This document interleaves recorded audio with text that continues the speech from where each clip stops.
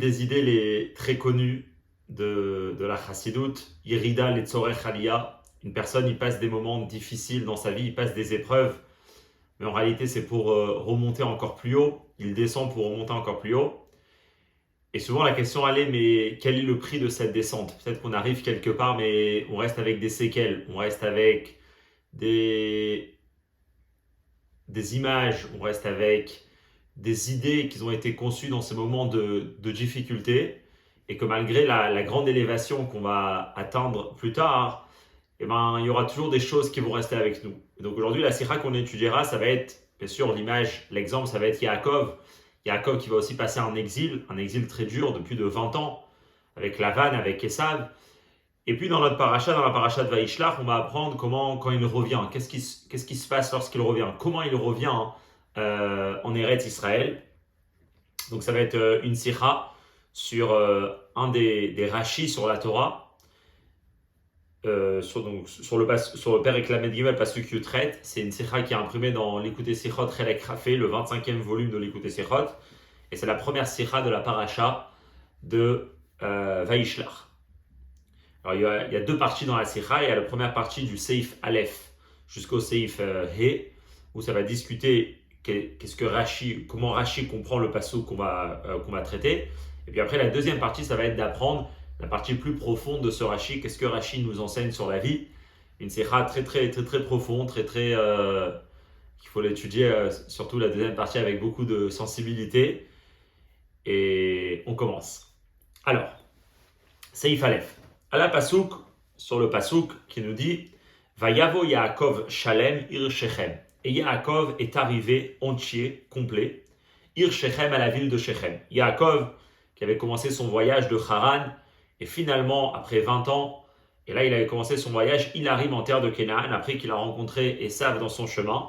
Et là il arrive, la première ville à laquelle il arrive en terre de Canaan, en Eretz Israël, c'est la ville de Shrem. Le pasuk qui nous dit que quand Yaakov il arrive Shalem, il arrive entier. Amrou Chazal Migmara, les Chachamim nous disent dans la Gemara, Vuvu Odvarim Bepirouj Rashi à la Torah, et Rashi rapporte ce commentaire-là dans son commentaire sur la Torah. Chez Shalem, qu'est-ce que ça veut dire que Yaakov est arrivé entier, Piroucho, c'est-à-dire comme ça. Shalem Begoufo, il était entier, complet dans son corps. Shalem Bemamono, il était aussi complet dans son argent, dans ses biens. Shalem Betorato, il était aussi complet dans sa Torah. Donc de quoi ça parle? Comme on verra, c'est que ici le pasteur qui vient nous dire que Yaakov est venu entier, ce qui n'était pas a priori si simple. Et c'est quoi les trois choses dans lesquelles il est venu entier? C'est dans son corps, dans son argent et dans sa Torah. On aurait pu penser qu'il ne serait pas complet dans ces choses-là, mais la Torah nous apprend que oui. Veine, Odat Akatouv Shaya Shalem Begufo Shalem Bemamuno. Quelle est la nécessité du pasuk de nous faire savoir que Yaakov était effectivement complet dans son corps et dans son argent? C'est-à-dire, pourquoi on aurait pu penser que peut-être que non, que Yaakov, lorsqu'il arrive, son corps il n'est pas complet, il n'est pas dans la meilleure santé, et il lui manque de l'argent aussi. Alors, dit on a besoin que le pasuk nous le dise. Comme le Midrash explique cette même phrase qui est rapportée dans la Gemara, que Rashi rapporte, elle est aussi rapportée dans le Midrash. Le Midrash nous dit c'est quoi le chidouche du mot Shalem. Shalem Begoufo, c'est quoi le chidouche qu'il était dans sa santé complète? Les fichiers Katouv, Veutzole Alirecho. Puisque plus haut dans la paracha, on a appris que Yaakov, il boitait à cause de sa hanche. En fait, ça fait référence à cette fameuse histoire qu'on apprend dans paracha de Vaishlach, que juste avant que Yaakov il vient pour rencontrer Esav, il va rencontrer un certain monsieur qu'on dit que c'est l'ange de Esav, le ministre de Esav, qui va se battre avec Yaakov et que finalement, il va réussir à taper Yaakov et à lui faire déboîter sa hanche. Et Yaakov, il est devenu boiteux. Yaakov, il était boiteux, comme on voit plus tard, d'après Rashi, pendant plus de 1 an et demi. Et donc le pasuk ici, c'est quoi quand le pasuk nous dit Yaakov est venu entier, c'est qu'il avait guéri. Il avait guéri de sa luxation, il ne boitait plus. Et ça, c'est le chidouche de Shalem. Shalem Bemamono, pourquoi on a besoin de savoir qu'il était aussi entier dans son argent? C'est que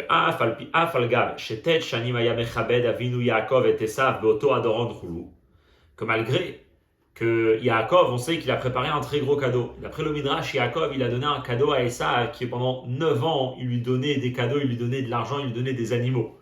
Et donc on s'imagine bien que Yaakov, il a dû perdre a priori beaucoup d'argent. Mais quand même le passage qui vient nous apprendre que malgré tout ce grand cadeau et tout cet argent et que Yaakov avait dépensé pour Esav, et bien quand même lorsqu'il est arrivé en Eretz Israël, il était entier même avec son argent, il a récupéré tout son argent. Donc ça c'est le chidouche pour nous apprendre sur la santé de Yaakov et sur tout son argent qu'il n'a rien perdu de tout ça. Ça, c'est ce qui est rapporté dans le Midrash. C'est un peu pareil comment Rashi va commenter. Rashi dit, c'est quoi Shalem Begoufo, entier dans son corps, c'est chez Nidrape Mitzalato, c'est qu'il a guéri de sa luxation. Shalem Bemamono, il était complet dans son argent. Chez le Chaser Klum Mikol Oto Adoron, qu'il ne lui a rien manqué de ce grand cadeau qu'il a offert à Esav, parce qu'en pourri, il a réussi finalement à récupérer tout son argent. Alors d'après Rashi, il n'a pas donné pendant 9 ans un cadeau, comme il ramène en bas dans la note 7, mais il a quand même dépensé énormément pour apaiser son frère Esav, d'après Rashi. Et le Passouk vient nous dire, voilà, qu'est-ce que la Torah nous raconte sur Yaakov, que finalement il a tout récupéré. Aval, binyan shalem betorato, lonit paresh adavar bemidrash.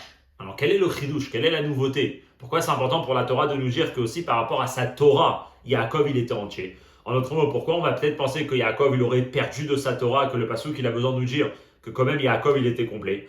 Alors là-bas le Midrash il commente pas. Il dit le mot shalem betorato, mais il dit pas quel est le chidouche. Maintenant, Rashi, par contre Rashi, quand il va commenter la Torah, alors quand il va commenter l'Agmara, qui parle justement de Shalem et Torato, et quand il va commenter dans la Torah, on va voir qu'il y a une contradiction.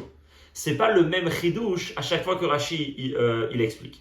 Et puis Roucho les Chaz, dans l'Agmara, qui nous ramène cette explication que Yaakov il était entier dans sa Torah lorsqu'il avait à Shrem.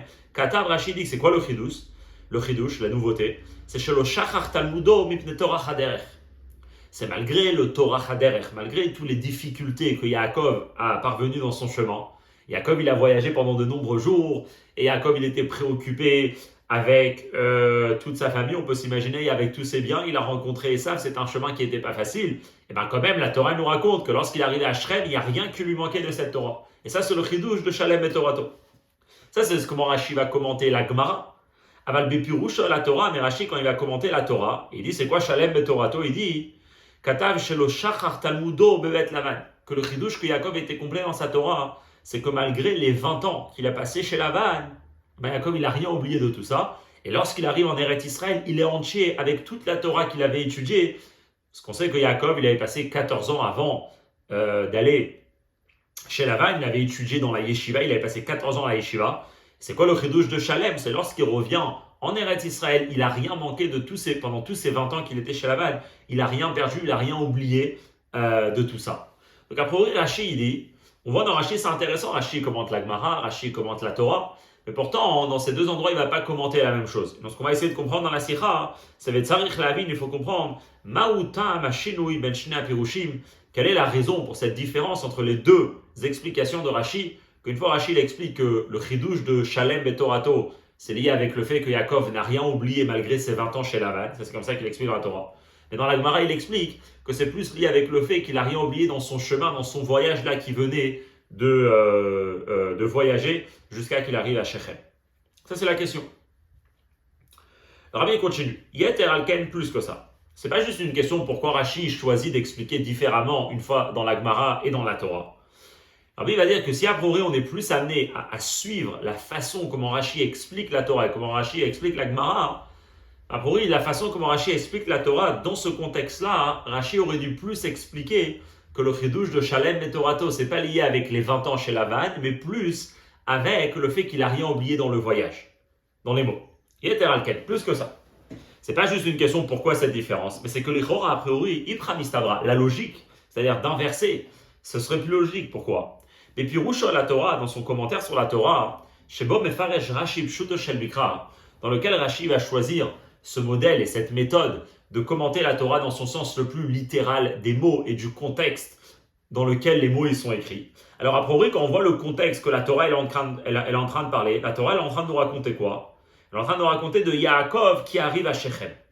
Alors Ayamatim Yoter Lefaresh Dafka Kebepirusho Alachas Lo Shachar Talmudo Mipne Torah Haderech Velo Bevet Lavan.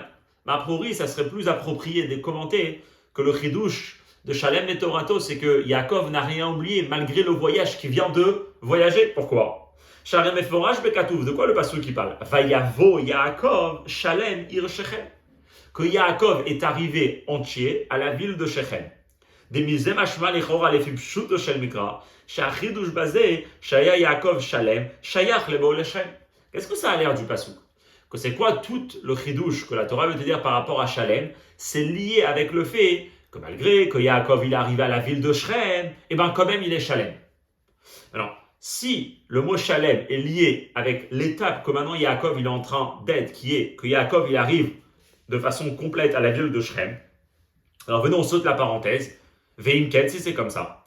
Bish la malefia pirou shelo shachar talmudo mipnoto achaderer, si on aurait expliqué que c'est quoi le chidouche du pasuk, c'est de dire que Yaakov n'a pas oublié son étude malgré le voyage qu'il venait de faire. Yesh makom lomar, alors on peut dire comme ça. Shebebo li Shrem, que lorsque Yaakov il est arrivé à Shrem, et qu'est-ce qu'il a fait à Shrem Yaakov? Shit Yashev ba, il s'est installé. C'est-à-dire que Yaakov il a voyagé, mais finalement il s'est installé à Shrem. Ou Kehem Shechakatouv, et c'est justement les mots qui viennent juste après. Vayiken etrelkat asade, que Yaakov il va acheter un terrain dans lequel il va habiter. C'est pas juste que Yaakov il est arrivé à Shrem, mais après il devait directement aller à Hebron pour rencontrer son père. On voit que Yaakov, pour une raison ou une autre, c'est toute une question, et ben il va passer du temps dans la ville de Shrem jusqu'à qu'il va acheter un terrain là-bas. Alors c'est quoi le chidouche? Aya Shalem betorato, la Torah chader sheavar ad shegia lechem. Quand il arrive là, que quelque part ça marque une certaine fin à son long voyage depuis Haran, la Torah va dire qu'il était entier dans la Torah qu'il avait étudiée, il n'a rien oublié malgré tout le voyage qu'il a fait. Donc pour lui, selon le contexte dans lequel on se trouve, qu'on parle de Yaakov, qu'il arrive à une étape presque finale dans son voyage, et qui va même acheter un terrain, donc on parle d'une certaine installation de Yaakov dans cet endroit-là, alors on peut comprendre que là on est à la fin d'un long voyage de Yaakov. Et donc le chidouche il est de dire que quand même il n'a rien oublié malgré le voyage qu'il venait de faire. Ah les filles, mais d'après l'explication que Rashi va lui commenter dans la Torah, qui est que le chidouche ici, il est que Yaakov, il n'a rien oublié, il n'a pas oublié la Torah qu'il avait étudiée dans la maison de Lavan. A priori, en kol shayachut ben eyoto shalem betorato ou ben bo lechem. Le fait qu'il était entier, donc il n'a rien oublié chez Lavan, et le fait qu'il est arrivé à Shrem, ça n'a rien à voir. C'est-à-dire, cette complétude, c'est-à-dire cette Torah qui n'a pas été oubliée, elle existait chez lui déjà lorsqu'il a quitté la maison de Lavan. Donc a priori, si on doit lui choisir quel est le chidouche de Vayavo Yaakov Shalem qui est lié avec la ville de Shrem, c'est plutôt avec le fait que Yaakov il a fini de voyager, plutôt que le fait que Yaakov il avait quitté la maison de Lavan, ce qu'il avait quitté depuis déjà 1 an et demi, puisqu'on sait que Yaakov il a passé 18 mois dans la ville de Sukkot. Donc la question elle est, Vimken,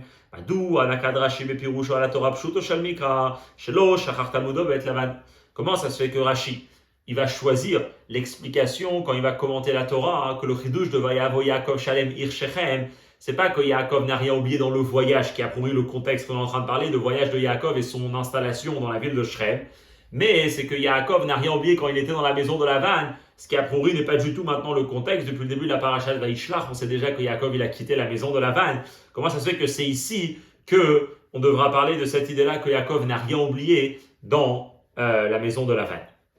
Ok, ça c'est la question. Juste dans la parenthèse, on va la faire. Le rabbi il apprend qu'à priori, quand Rashi dit Vayavo Yaakov Shalem, Rashi, c'est plus logique d'apprendre que le mot Shalem est lié avec quelque chose qui s'est passé maintenant lorsqu'il est arrivé dans la ville de Shrem, et que c'est pour ça qu'a priori, ça serait plus logique de commenter que le chidouche par rapport à sa Torah, c'est de dire qu'il n'a rien oublié dans son voyage jusqu'à Shrem. A priori, on peut dire, pourquoi comprendre comme ça le pasuk? Parce que si on voit les autres choses c'est que Yaakov, il a guéri, et que Yaakov n'a pas perdu de son argent. Quand est-ce que Yaakov a guéri et quand est-ce que Yaakov n'a pas perdu de son argent? Donc dans l'histoire, juste pour revenir dans l'histoire, Yaakov il part de Haran, il arrive assez vite en quelques jours, plus d'une semaine, il arrive et il va rencontrer Esav, ça c'est le début de la paracha. Après qu'il rencontre Esav, il va passer 18 mois à Sukkot et c'est seulement après qu'il va arriver à Shechem.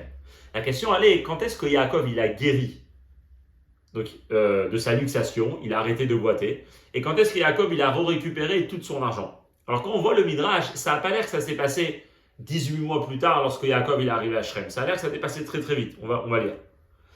Midrash Shita, dans le Midrash, c'est rapporté chez Yaakov, n'ir pas mitzalato, que Yaakov a guéri de sa luxation, Techef, immédiatement, Aliede Vaizrachlo Hashemesh, lorsque le Shemesh lui a brillé. Quand on voit dans la Torah là-bas, c'est écrit qu'après que Yaakov il a affronté l'ange de Esav, après c'est écrit que le soleil lui a brillé lorsqu'il a passé Pénouel, qui était le lendemain. C'était pendant la nuit qu'ils se sont disputés, pendant la journée, lorsque le soleil s'est levé, c'est là que Vaizrachlo Hashemesh. Là-bas, le Midrash il dit, c'est à ce moment-là que, en fait, c'est quoi le soleil lui a brillé? C'est qu'il a guéri de sa luxation de la veille.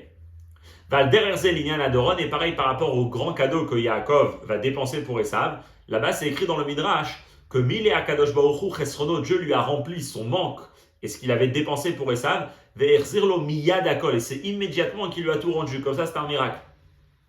Ou les fisés, donc a priori, Ayakvar Shalem Begufo Veshalem Bemamono, Yaakov était entier dans son corps et entier dans, donc dans sa santé et dans son argent. Bebo les Sukkot, lorsqu'il arrivait à Sukkot, qui était Yoter Miyutret Radashim Lifne Biato Leshrem, qui est plus de 18 mois avant qu'il arrive à Shrem. Donc a priori, d'après ce Midrash, non, on veut dire que Rachid aurait pu choisir de parler plus de Shalem et Torato quand c'est lié à Shrem. A priori, les deux premiers points, ils ne sont pas liés avec sa venue dans la ville de Shrem. Puis ça s'est passé déjà 18 mois avant qu'il arrive à Shrem, immédiatement le lendemain il a guéri et il a reçu son argent dès qu'il a rencontré Esav qui était donc juste après. Et ben, d'après le Midrash, c'est immédiatement qu'il a reçu l'argent. Le Rabbi il dit ça c'est le Midrash comment il apprend, mais on va pas apprendre comme ça d'après Rashi. Avala derech hapshat ayakol ze beofen TV. En arefua mitzalato ve'en milou yachisaron mamono. Le Rabbi dit ça c'est comme ça dans le Midrash, mais Rashi a priori ne fait pas allusion à ça. Alors bien sûr comme il ramène dans la note 13. Rashi ramène cette explication que c'était le lendemain qu'il avait guéri, mais ça Rashi le ramène en tant que Midrash, pas en tant que Pshat. On ne va pas rentrer dans les détails. A priori, Rashi, comment lui comprend l'histoire, c'est que quand le pasuk qui lui dit que Yaakov il était entier dans son corps, il n'y a rien eu de miraculeux qui s'est passé. Comme il dit dans la note 17,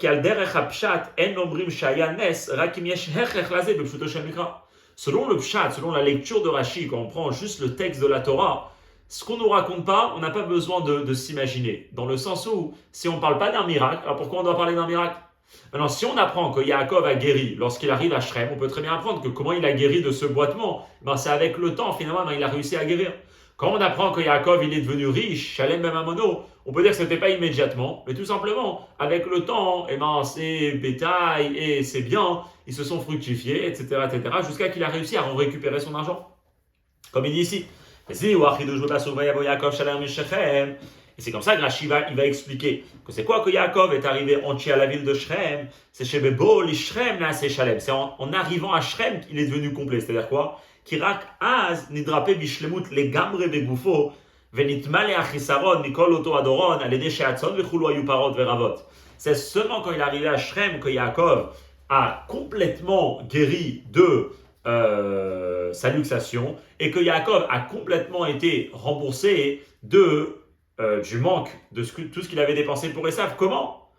Parce qu'avec le temps, il a réussi à guérir, il a pris soin de lui. Et parce qu'avec le temps, ses animaux, ils ont donné encore plus de bétail, etc. Et comme ça, il a réussi à récupérer tout ce qu'il avait dépensé pour Esav. Ça, pour eux, c'est comme ça qu'il faut lire le pasuk d'après Rashi. Donc, c'est pour ça qu'on a la question du Rabbi. Comment ça se fait que par rapport à Shalem Begufo et Shalem Bemamono, c'est quelque chose qu'a priori c'est lié avec le contexte actuel? C'est maintenant, quand il arrive à Shrem, que la Torah nous dit que finalement, il a complètement guéri et finalement, il a tout récupéré son argent. Par contre, quand on parle de Shalem et Torato, Rashi relie ça à quelque chose qui s'est passé bien avant, plus de 1 an et demi avant, que Yaakov n'avait rien oublié de sa Torah qui était chez Lavan, qui a priori pas du tout le contexte maintenant. Maintenant, on est déjà 1 an et demi plus tard. Comment ça fait que Rashi va choisir ça? Alors Rashi aurait pu choisir de parler plus du fait que malgré qu'il a voyagé et que maintenant il a voyagé jusqu'à qu'il arrive à Shrem, ben il n'a rien oublié dans le chemin. Ça, c'est ce qu'on essaiera de comprendre. On va juste dire, il y a une note intéressante, c'est la note 18. On va juste dire à l'oral, le Rabbi il dit, d'après l'explication de Rashi, on peut mieux comprendre un peu tout l'interdit du guide anaché, du nerf sciatique, qui est que la Torah nous dit que puisque Yaakov il a été blessé dans cet endroit, c'est pour ça que pour toujours maintenant, quand les Juifs ils vont faire la shrita d'un animal, on n'aura pas le droit de manger ce nerf-là que Yaakov a lui-même été blessé là-bas. Si on apprend que la blessure de Yaakov, d'après le Midrash, elle a duré vraiment presque même quelques heures ou même pas ça, parce que c'était à l'aube qu'ils se sont disputés, et finalement quand le soleil s'est levé, il avait déjà guéri. C'est un peu dur de dire que c'est pour ça que les Juifs ils vont ne jamais manger du nerf sciatique alors qu'il n'y a presque rien eu. Par contre, si on apprend que c'est quelque chose qui a duré énormément et que Yaakov a guéri uniquement au bout de 18 mois, là c'est plus logique de comprendre cet interdit-là qui touche le guide anaché, comme il dit dans la note 18. Ok. Le Rabbi va continuer, il va préciser la question, il va dire comme ça, il va dire, ici notre question c'est comment ça se fait que Rashi a choisir de relier le Shalem Betorato avec ce qui s'est passé dans la maison de Lavan et pas ce qui vient de se passer maintenant. Alors on peut dire, nous la question ici c'est pourquoi Rashi choisit plus cette explication. On peut dire, Bechlal, cette explication elle n'est pas possible. Comment dans le passage de Vayavo Yaakov Shalem Ir Shechem, on veut parler de quelque chose qui s'est passé 1 an et demi avant. Alors Rabbi va dire c'est pas ça sa question, c'est juste pourquoi il a choisi ça. Il va expliquer. Il ne faut pas poser. Pour nous, on peut penser comment Bichlal, on peut parler que c'est quoi Shalem et Torato, c'est que Yaakov n'a rien oublié dans la maison de Lavan. Que Vayavo Yaakov Shalem rak beagio aler Shechem. Alors que dans le pasuk c'est écrit que Vayavo Yaakov Shalem, quand est-ce que ça s'est passé? C'est quand il arrive à Shrem. Si a priori, on parle de quelque chose qu'il n'a pas oublié dans la maison de Lavan. Alors il dit ça, qui est Charles et Hachem, on peut répondre à ça. Et la Shalem Stam, le pasuk il n'est pas en train de nous dire Vayavo Yaakov Shalem Betorato. Le pasuk il nous dit Yaakov il est arrivé complet. Et on peut expliquer que ce que le pasuk est en train de nous dire c'est la chose suivante.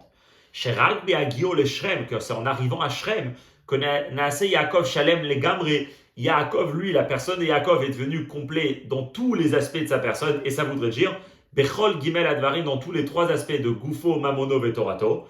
Aval Betorato Lechud, Achenaya Yaakov Shalem Gam Ifnechem. Et c'est vrai que le Torato, Yaakov était déjà complet bien avant parce que c'était déjà 1 an et demi avant. C'est-à-dire, comme ça le Rabbi va comprendre comment lire la Torah. Yaakov Shalem Ir Shechem. Yaakov il arrive complet. Qu'est-ce qui est complet? Puisque nous ne parle pas, donc on nous parle de plusieurs aspects. C'est quoi ces aspects? C'est les 3. Mais pas que le 3 se sont passés maintenant. Effectivement, par exemple, celui de la Torah, ça s'est passé déjà quand il était dans la maison de Lavan. Alors que les 2 autres, ça s'est terminé maintenant. Ça, c'est pas un problème d'apprendre comme ça. Toute la question du Rabbi, c'est la question suivante. Et la Shachelaï, la question, elle est comme ça. Puisqu'on a une façon d'expliquer. C'est quoi le chidouche de Shalem Betorato? C'est qu'il était entier dans sa Torah, qu'il n'a rien oublié, mais peut-être Torah Chaderech à cause du voyage. Et à ce moment-là, Shalem Betorato c'est lié avec l'arrivée de Yaakov à la ville de Shrem. Madoua, Bachar Rashi, comment Rashi a choisi? Ou Bepiroucho à la Torah, dans son commentaire dans la Torah, qui est plus attaché au texte et au sens du texte et au sens littéral des mots. Bepirouche avec Asherzot Dafka, Imzmaneyoto, chez Yaakov et Lavan. Pourquoi Rashi a choisi d'expliquer le Shalem Betorato avec quelque chose qui s'est passé dans une période qui était bien avant, 1 an et demi avant, lorsque Yaakov était dans la maison de Lavan. Donc pour récapituler, c'est intéressant, c'est plein de petits détails. Peut-être ça prend du temps pour bien comprendre, mais tout ici, les nuances que le Rabbi veut faire, c'est que le Rabbi déjà, il établit comment lire le pasuk. Lire le pasuk, c'est que on peut très bien expliquer, comme Rashi a expliqué, c'est pas ça notre question, mais c'est comment ça se fait que Rashi va choisir d'expliquer chez nous que le chidouche de Shalem Betorato, c'est lié avec quelque chose qui s'est passé bien avant, alors qu'à priori, il y avait quelque chose de plus logique, et d'ailleurs qui est plus pshuto shel mikra, d'expliquer que la nouveauté, que le chidouche du pasuk, c'est qu'Yaakov n'a rien oublié malgré le voyage qu'il vient de faire jusqu'à qu'il est arrivé maintenant à la ville de Shrem. Ok. On continue sur un autre détail.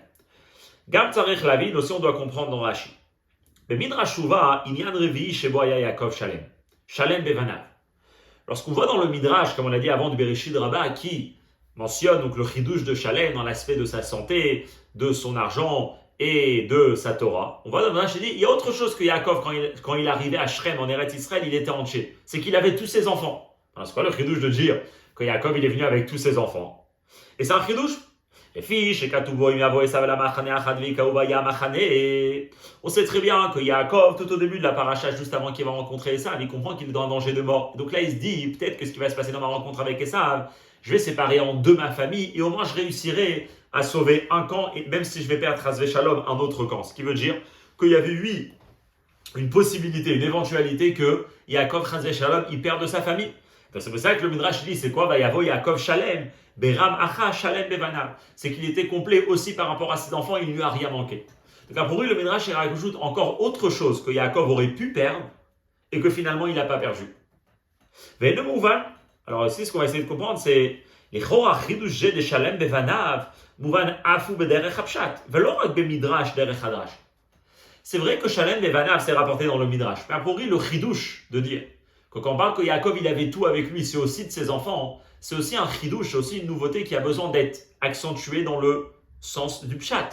Puisque c'est dans le pshat qu'on voit qu'il y avait peut-être eu, c'est des mots des psukim, que Yaakov il aurait pu perdre ses enfants, chas v'shalom. Donc si a priori, aussi à derech Pshat, il y avait cette éventualité de Yaakov de perdre chas v'shalom ses enfants. Alors si c'est comme ça,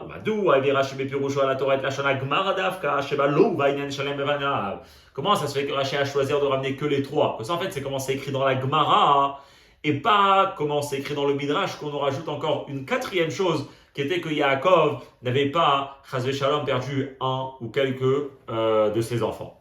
Donc ça c'est ce qu'on essaie de comprendre. Première question du Rabbi dans la Sikha, c'est comment ça se fait que Rashi relie Shalem Betorato avec Yaakov et Bet Lavan et non pas avec Torah Haderech. Deuxième question qu'on essaye de comprendre, c'est pourquoi Rashi ne ramène pas aussi l'idée que Yaakov est arrivé avec tous ses enfants, quelque chose qui a besoin d'être accentué dans le Passouk, puisqu'on voit que dans le Passouk, il y avait peut-être une possibilité que Yaakov il perd chas v'shalom ses enfants. Ok. Ve'atmia, l'étonnement sur Rashi par rapport à ça qui ne ramène pas Shalem Bevanav, Avgdola Mizo elle est très grande. Pourquoi? Parce que Rashi, comme c'est connu, lui, tout son commentaire, c'est une suite. C'est-à-dire qu'à chaque fois qu'il commente un pasouk, il a en tête que la personne qui lit maintenant le pasouk, il a déjà tout étudié sur, jusqu'à maintenant, tout ce que Rashi avait commenté. Il y a un Rashi intéressant au début de la paracha de Lech Lecha. Peret paracha Lech Lecha, Lech, Mesupar, Odot, Berkat, HaKadosh Baruch Hu, L'Avraham, Vesecha, Legogadol, Vegomer.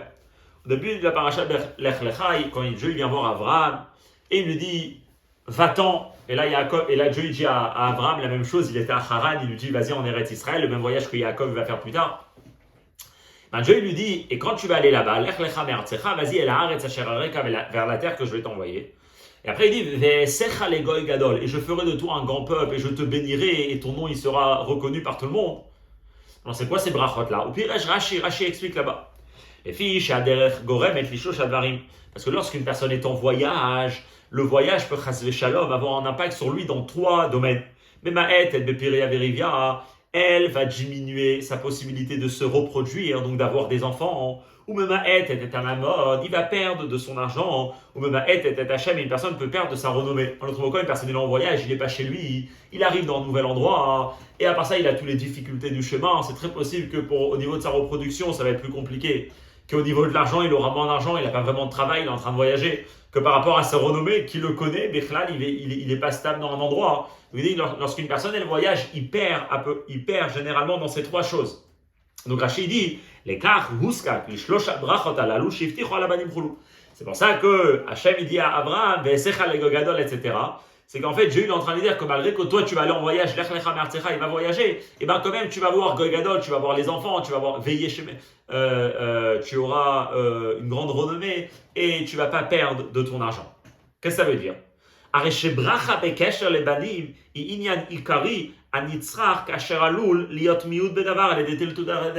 Qu'est-ce qu'on voit d'ici? Que d'être béni avec des enfants, c'est-à-dire le fait qu'une personne voyage et qu'il a cette bénédiction, qu'il garde ses enfants avec lui, c'est pas quelque chose qu'il faut prendre comme quelque chose d'acquis. Non, le chemin peut entraîner, le voyage peut entraîner qu'une personne, chas v'shalom, il y a un impact sur les gens autour de lui. Et c'est pour ça d'ailleurs qu'Hachem il a besoin de bénir Abraham, que sache que toi, tu ne vas pas perdre dans ça. Et peut-être si c'est comme ça, Arebe Pasuk vayavo Yaakov Shalem, in aderech hazeh asher anochi olech, aïlo le Rashi le faresh lichora, Shalem pirushogam, Shalem bevana. Donc a priori, quand on arrive au Pasuk de Vayavo Yaakov Shalem, on veut nous raconter sur le fait que Yaakov, malgré qu'il a voyagé depuis Haran et que finalement il arrive en Eretz Israël, et bien quand même il est arrivé entier, il est arrivé complet avec toutes les choses qu'il a. On aurait pu aussi accentuer d'après Rashi le fait que Yaakov il était Shalem aussi avec ses enfants, comme c'est rapporté dans le Midrash. Et pourtant Rashi choisit de ne pas mentionner l'idée que Yaakov était Shalem même avec ses enfants. Donc ça c'est ce qu'on va essayer de comprendre. Donc ça c'est Seif Aleph et Bet dans la Sikha. On va avoir des questions par rapport aux détails, ce que Rashi il a choisi de ramener et de ne pas ramener dans son commentaire sur le mot Shalem. De là, dans le Seif Gimel, le Rabbi va poser une question qui va être en fait l'introduction à comment Rashi va comprendre tout ce pasouk-là et toute cette insistance que la Torah veut avoir sur le fait que Yaakov était complet lorsqu'il est arrivé en Eretz Israël. On comprendra ces questions-là en introduisant d'abord un grand étonnement qu'on peut avoir sur ce Rashi. Nous, on a posé des questions sur des détails. Qu'est-ce qu'il a ramené, qu'est-ce qu'il n'a pas ramené? On peut bien se poser ces questions. Tout ce que Rashi il a ramené, a priori ici, on peut se poser pourquoi Rachid a choisi d'expliquer comme ça le passouk. Pourquoi? Lorsqu'on apprend le passouk, lorsqu'on lit le passouk, que Yaakov est arrivé entier à la ville de Shechem, qui est où on est là dans la Torah. On a pris Parashat Vayetze et une grande partie de Parashat Vayishlach. On a appris toute cette histoire de Yaakov qui va passer 20 ans chez Lavan le plus grand des rusés. La personne qui peut te faire croire que c'est l'ami le plus proche, alors qu'en fait c'est la personne qui est prête même à te tuer. Il peut te donner ses filles, mais il est prêt à tuer tout le monde juste pour prendre ton argent. Il passe par Lavan et après il passe par Esav, son frère qui est prêt aussi à le tuer. Donc Yaakov, a priori, il passe par des dangers et il réussit à survivre et à vivre et à grandir de personnes qui sont extrêmement dangereuses. Alors a priori, la compréhension la plus logique, la première qui nous vient en tête, lorsqu'on apprend que Yaakov il arrive entier. C'est quoi qu'Yaakov il arrive entier? C'est chez Ikar Apirouj, Bevayavo Yaakov Shalem ou Bepashtut, chez Igi Abishlemut, Lelokol Hezek Milavan Vesav. C'est quoi qu'Yaakov est arrivé entier? Enfin, si on lit l'explication si on écoute l'histoire de Yaakov, et on sait ce qu'il a passé chez Lavan et ce qu'il aurait pu passer chez Esav, quand on dit la Torah elle dit qu'Yaakov il est arrivé entier. Il est arrivé entier. C'est qu'il est arrivé sans aucun dommage, sans aucun dégât, sans aucune blessure de sa rencontre avec Yaakov, avec Lavan et Esav. Ça, pour lui, c'est ce qui est le plus logique de dire, que c'est ce que le pasteur qui veut dire. D'ailleurs, Rachid lui-même, il va parler de ça. La Torah, elle dit que Yaakov est arrivé entier à la ville de Shrem, de où il est arrivé de Padan Aram. Rachid a posé la question pour lui qu'il est arrivé de Padan Aram, on le sait déjà. Pourquoi la Torah elle a besoin d'accentuer et sache que Yaakov est arrivé de Padan Aram? Rachid explique quelque chose que justement ça relève ce qu'on vient de dire maintenant. Et comme Rachid explique juste après, dans les mots du même passage qui dit que Yaakov est arrivé de Padan Aram, Rachid dit pourquoi la Torah elle a besoin de nous dire qu'il est arrivé de Padan Aram? On sait très bien. Mais seulement que ici la Torah elle va un peu soulever l'idée que quoi? Que c'est que Adam Omer la Chavero, c'est comme deux amis qui discutent l'un avec l'autre et qui disent sache que Yatzaplodim ben Shine Arayot ou Bachalem, qu'un tel est sorti d'entre les dents du lion et pourtant il est arrivé intact. Il n'y a rien qui lui est arrivé. Deux personnes qui parlent et qui racontent l'histoire d'une troisième personne qui dit celui-là il était pris dans la bouche du lion et pourtant il est sorti intact. C'est un peu ce que la Torah ici elle veut dire. Yaakov est arrivé de Padan Aram, c'est quoi? Afkan, Vayavo Shalem, mi Padan Aram, il a van Besav, Shenesdav Gulo Baderech. Yaakov est arrivé entier de Padan Aram, c'est quoi? Yaakov est arrivé entier de Lavan et Esav, ces deux personnes qui ont essayé de l'assailler dans le chemin, essayer de lui faire du mal, et pourtant il a réussi à venir entier. Qu'est-ce qu'on voit de Rachid sur Padan Aram? Que c'est lui quelque chose que la Torah ici est un peu en train de faire allusion, même que la Torah elle n'en parle pas a priori, mais c'est juste des mots Padan Aram, Derech Hagav, de cette idée-là, que Yaakov il vient de survivre aux personnes les plus dangereuses de son époque qui auraient pu le tuer très très facilement. Aval Rashi Mefaresh, mais ce que Rashi choisit d'expliquer, Bipshuto Shel Mikra, c'est que Asher Vayavo Yaakov Shalem, d'après Rashi, le mot Yaakov Shalem, c'est lo alatzalato mina sakana mitzad Lavan ve'esav. C'est pas que la Torah ici, elle veut marquer le coup, elle veut nous faire apprendre que sache que Yaakov est sorti de ce grand danger qui s'appelle Yaakov et Esav. Non.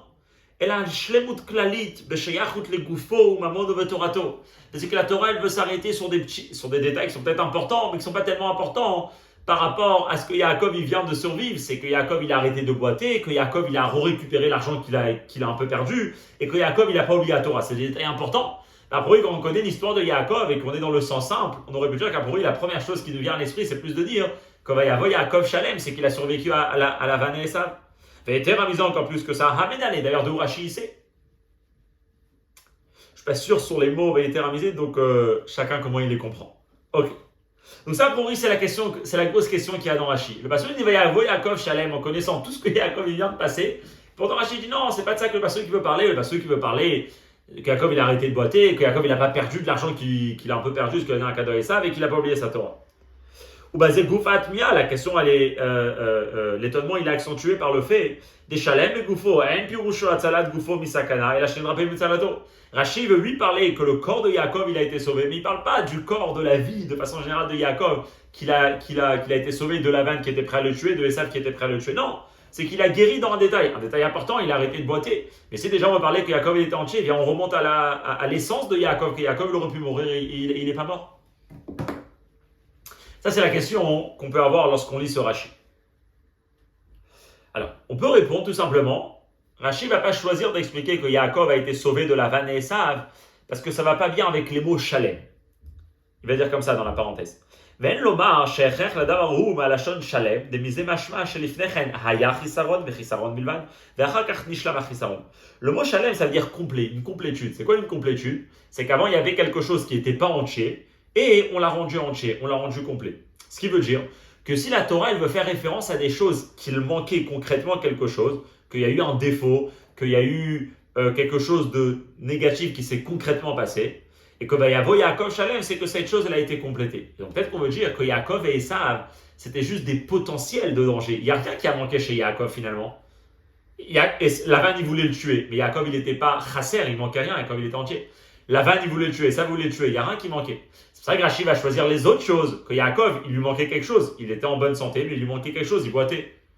Il avait de l'argent, mais il avait perdu un peu d'argent, parce qu'il avait donné un gros cadeau à Esav, et va y avoir Yaakov Shalem, c'est que ce cadeau, il a été complété. Peut-être c'est pour ça que Rashi, il préfère commenter comme ça. Alors il dit, premièrement, ça c'est pas une bonne question pour expliquer pourquoi Rashi ne va pas dire que Shalem, ça parle de Lavan et Esav. Parce que,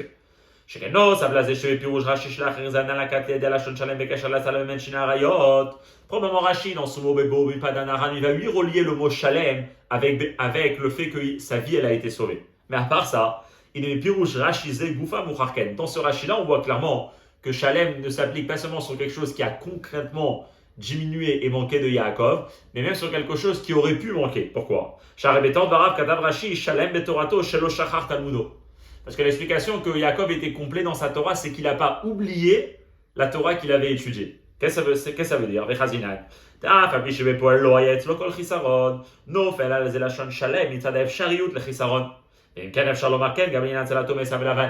On dit qu'Yaakov, il n'a pas oublié sa Torah. Qu'est-ce que ça veut dire? C'est-à-dire que la Torah, Yaakov, il a étudié une Torah.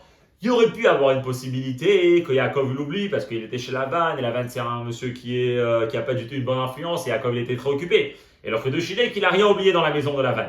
Ok. Il n'y a rien qui a manqué chez Yaakov. Et pourtant, on peut dire que Shalem, c'était sur le fait que puisqu'il y avait une Efshariut, il y avait une possibilité que Yaakov, il oublie, et bien quand même, la Torah vient dire, sache, que malgré que Yaakov, il aurait pu oublier, ben non, après ses 20 ans, Yaakov, il n'a rien oublié. Ce qu'on voit d'ici, c'est que le mot Shalem, il peut être dit aussi sur une éventualité de quelque chose qui peut se passer, même si ce n'est pas passé. Donc comment ça se fait que Rashi, on revient à la question qu'on a sur Rashi, pourquoi Rashi ne va pas choisir de commenter Vayavo Yaakov Shalem sur le fait que Yaakov a été sauvé de la vanne et Esav? Ok, la question elle est tellement forte, comme souvent dans les Sichot de Rabbi, c'est souvent comme ça, où les questions elles sont tellement vraies qu'effectivement, on va continuer dans le sens de la question. C'est ce qu'il va dire maintenant dans le Seif Dalet. V'yesh lomar Rabbi Urbazé. Et il faut dire l'explication suivante.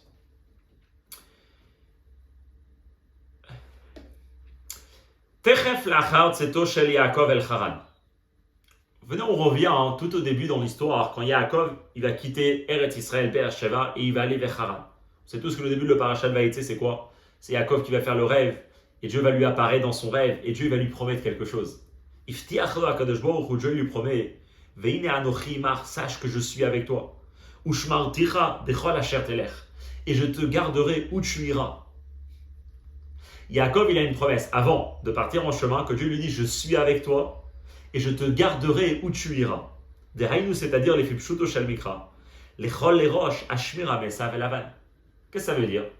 Tout simplement, Dieu, il promet à Yaakov qui le gardera de ce qui va se passer. Qu'est-ce qui va se passer? De Yaakov qui va vivre avec Lavan et Esav. Ou que fiche et piresh sham Rashi, comme Rashi dit, les fiches ayayare, mais Esav et Lavan. Pourquoi Dieu lui a dit, je vais te garder? Parce que puisque Yaakov, il avait peur, Esav, il veut le tuer, il sait qu'il arrive chez Lavan. Dieu vient le voir, il dit, sache que je te promets qu'il n'y a rien qui va t'arriver avec toi. Ouh, ça change toute l'histoire. Yaakov, en quittant Eretz Israël, il a la promesse de Dieu que rien ne lui arrivera. Il sera en contact avec Lavan, avec Esav, mais il ressortira entier de Esav et Lavan. Mais il est donc, le pasuk n'a pas besoin de nous dire, sache que la promesse de Dieu s'est accomplie. Et que Yaakov, et que Yaakov, quand il revient en Eretz Israël, dans notre parachat de Vaishlach, il est entier de Esav et Lavan, rien ne lui est arrivé. Parce que bien sûr, c'est quelque chose qu'on comprend de soi. Que si Dieu il a promis, forcément que Dieu il a accompli sa promesse. Comme ça, le Rabbi répond à la question. Pourquoi Rachid ne va pas choisir de parler que le passage qui nous dit que Yaakov est arrivé entier, que c'est que Yaakov a été sauvé de la vanne et Esav? C'est parce que dans le texte de la Torah, on n'a pas besoin de nous raconter. La Torah, elle n'a pas besoin de m'écrire les mots Vayavo Yaakov Shalem juste pour me dire que Yaakov a été sauvé de Esav et la vanne. C'est quelque chose qu'on savait déjà. Dieu lui promet, avant de quitter Eretz Israël, que tu vas aller à rencontrer Esav et la vanne et rien ne va t'arriver. C'est pour ça que quand le passage dit Vayavo Yaakov Shalem, il ne fait pas référence à ces choses-là. Ou comme Abraham, comme par exemple Abraham. Sheftiach lo Akadosh Baruch Hu kanal sheivel bet atzivu ilach lecha gomer vesecha legol gadol gomer. Aynu shetil tu la derech lo iba et eslomotam shalvarim. Abraham. Dieu lui promet lech lecha et quand tu vas voyager, ben sache que tu vas rien manquer dans tes enfants, dans ta renommée et dans ton argent. Ok. ולא רצינו בשום מקום שהכתוב יפרש וידגיש שכך va ויבוא יעקב שלם וכיוצא בזה. On voit pas dans toute la Torah qu'à la suite de ça, quand Yaakov il arrive en Eretz Israël, et ben la Torah dit, t'as vu, Yaakov il arrive entier, Abraham il arrive entier, c'est-à-dire qu'il a gardé son nom, et il a gardé son argent, et il a eu des enfants. Pourquoi la Torah elle n'a pas besoin de le dire? Parce qu'on sait très bien que si Dieu lui a promis, c'est forcément ce qui s'est passé. À part ça, en lisant la Torah, on voit qu'Abraham il a eu finalement des enfants, et il a eu son argent, il était très riche, et il a gardé sa renommée, comment il a diffusé le nom de Dieu. Donc en fait, c'est la même chose un peu avec Yaakov. En lisant la Torah, on sait qu'il y a une promesse de Hachem. On n'a plus besoin de rien du tout, Hachem lui a promis. Et à part ça, l'histoire de la Torah elle-même, elle nous raconte comment Yaakov il a été sauvé. Donc la Torah, elle n'a pas besoin de accentuer sur le fait que Yaakov a effectivement et concrètement été sauvé de Esav et Lavan. Vient la question, Veimken, Madou, Apiresh Hakatov, et Tadavar Yaakov. Ça, c'est la grosse question que Rachid a. Qu'est-ce que ce passage de Yaakov Shalem, que Yaakov est arrivé entier et qu'il ne lui manquait rien, vient nous apprendre. Lorsqu'on sait que Dieu il a promis à Yaakov que sache que je serai avec toi et je te garderai et je t'abandonnerai pas et tu reviendras dans cette terre. Qu'est-ce que le passage quand Yaakov il arrive, il nous dit sache que Yaakov était entier. De quoi le passage qui veut nous parler? La reine Akad Rashi l'apprend. Shanidon kan eno ashlemut aklula b'avtachat hakadosh baruch hu v'nanochi marshmatich gomer. Rashi apprend que forcément de la complétude, la shlemut, cette perfection, cette entièreté que la Torah ici elle veut parler, n'est pas du tout liée avec toute chose qui aurait pu rentrer dans la promesse de Dieu à Yaakov. C'est-à-dire qu'une fois qu'on sait que Dieu il a promis à Yaakov qu'il va rester en vie, qu'il va être protégé de Esav et Lavan, quand le pasuk ici il nous parle pas du tout de choses qui font partie de la promesse de Dieu à Yaakov. Alors de quoi le pasuk il nous parle? Ki meorot meyuchadim. Le pasuk ici il vient nous dire que Yaakov il était shalem par rapport à des événements spécifiques. Shayu alulim ligrom le Yaakov shelo yeh shalem lamrot avtachat hakadosh baruch hu anal. Des événements qui se sont passés avec Yaakov et que malgré que Yaakov était promis et était assuré par Hachem qu'il reviendra à la terre d'Israël et que Hachem ne l'abandonnera pas et que Hachem sera avec lui, et bien quand même certains événements comme on verra, ils auraient pu lui avoir un impact sur Yaakov malgré la promesse de Dieu à Yaakov avant de sortir. Et va falpiken, et c'est ça que le passage qui vient nous dire, va yavo Yaakov Shalem, que non, même ces choses-là, ils n'ont pas manqué de Yaakov. Et ça en fait c'est l'explication, ça va être la très belle explication du Rabbi de nous dire que les détails que Rachid a choisi de nous parler, ça va être des détails qui nous disent que malgré que Yaakov il a été promis d'Hachem qui sera avec lui, qui va le protéger, mais il y a, oui, certaines choses que malgré les promesses de Dieu que tu seras en bonne santé, tu seras vivant, il peut y avoir des exceptions. Il peut y avoir des choses qui vont quand même pas être entières dans ta vie. Et quand le passage qui vient nous dire va yavo Yaakov Shalem, c'est pour nous dire que ces choses-là chez Yaakov, ils étaient lui entiers, comme il va dire.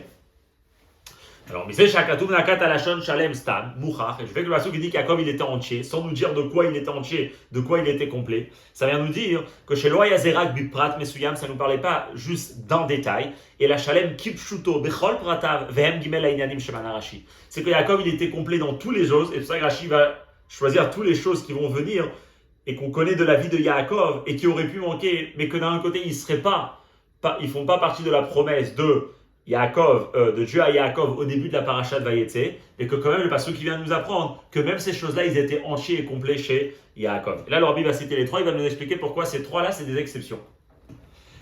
Shalem begufo shenitra pe mitzalato. Achiti, le premier point qu'il faut que tu saches, c'est que quand Yaakov il arrive à Shrem, il a guéri de sa luxation.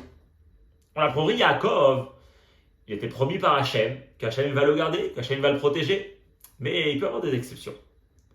De quoi Yaakov il était comment c'est qu'Yaakov il boitait à cause de sa hanche, à cause de sa cuisse?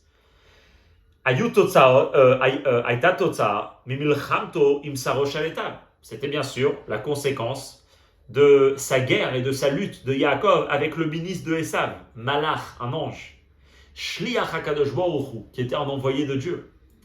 Yaakov, de quoi il boite? pas de Esav qui vient l'affronter, de ça, il est protégé. Hachem, il lui a déjà promis. Là, ici, il y a quelque chose de très spécial et de très unique qui se passe dans la vie de Yaakov. Il y a un ange de Dieu qui vient le rencontrer et qui le frappe, et qui le blesse. Oh, une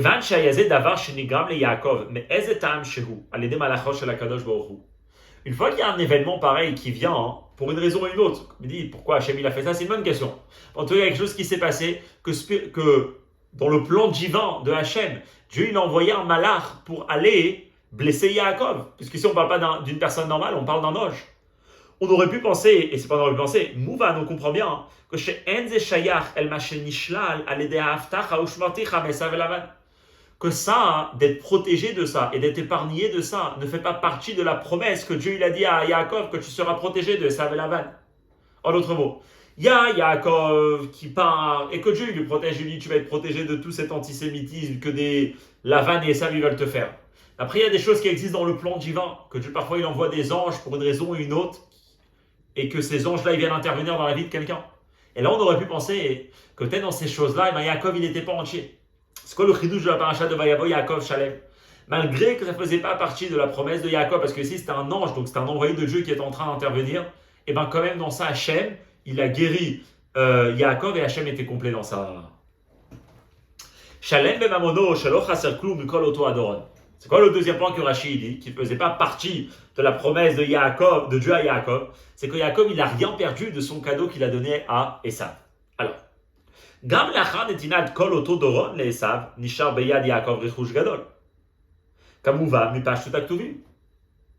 On apprend dans la Torah que Yaakov, il donne un grand cadeau à Esav. Ok.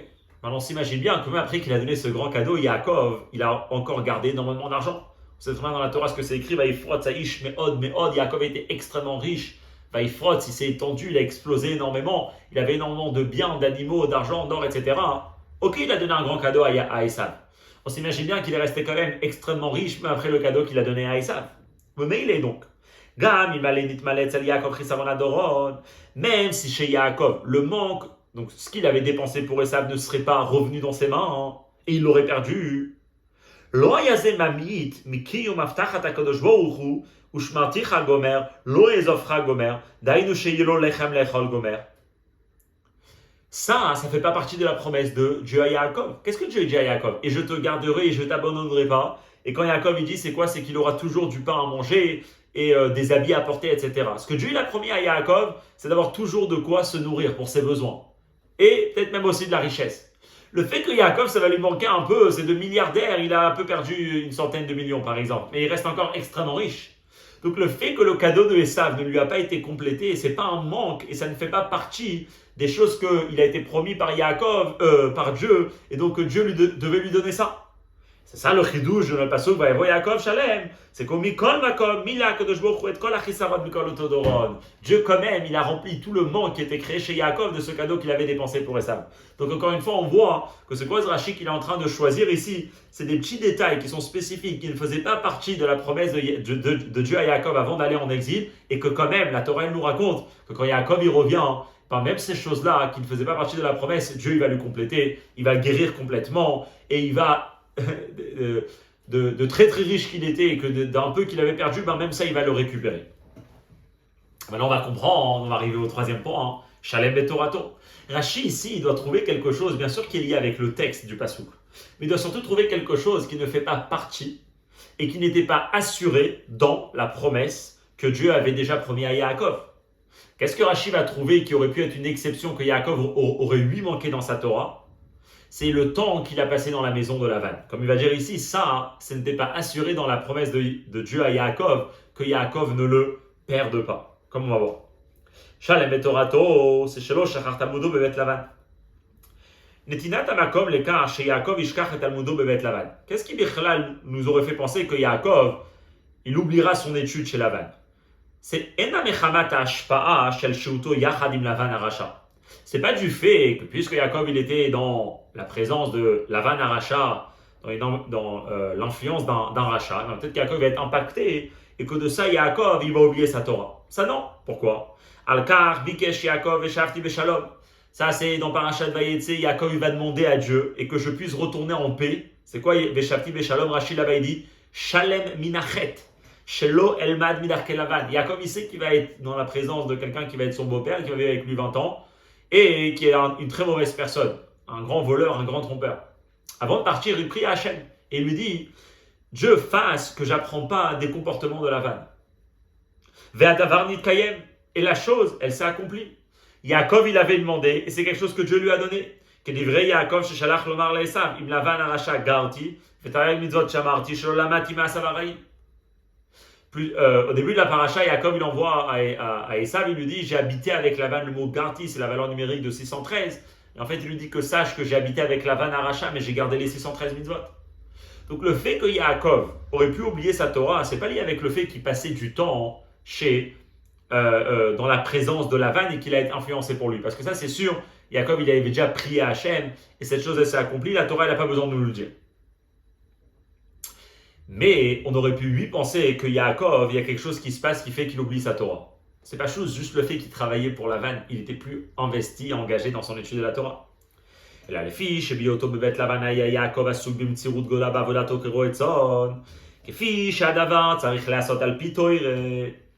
Yaakov, quand il est dans la maison de Lavan, il est très préoccupé et il travaille énormément avec une très grande dévotion pour son beau-père, dans le trompeau de Lavan.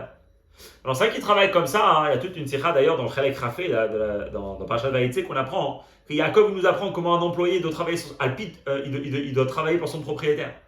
Yaakov, chez Lavan, il s'est comporté Alpit Torah en tant qu'un vrai employé. Et comment il était là-bas au Kidvarav, Bechol Kochi Abati, j'ai utilisé toutes mes forces pour votre père. Comme ça Yaakov il dit à Rachel et Léa.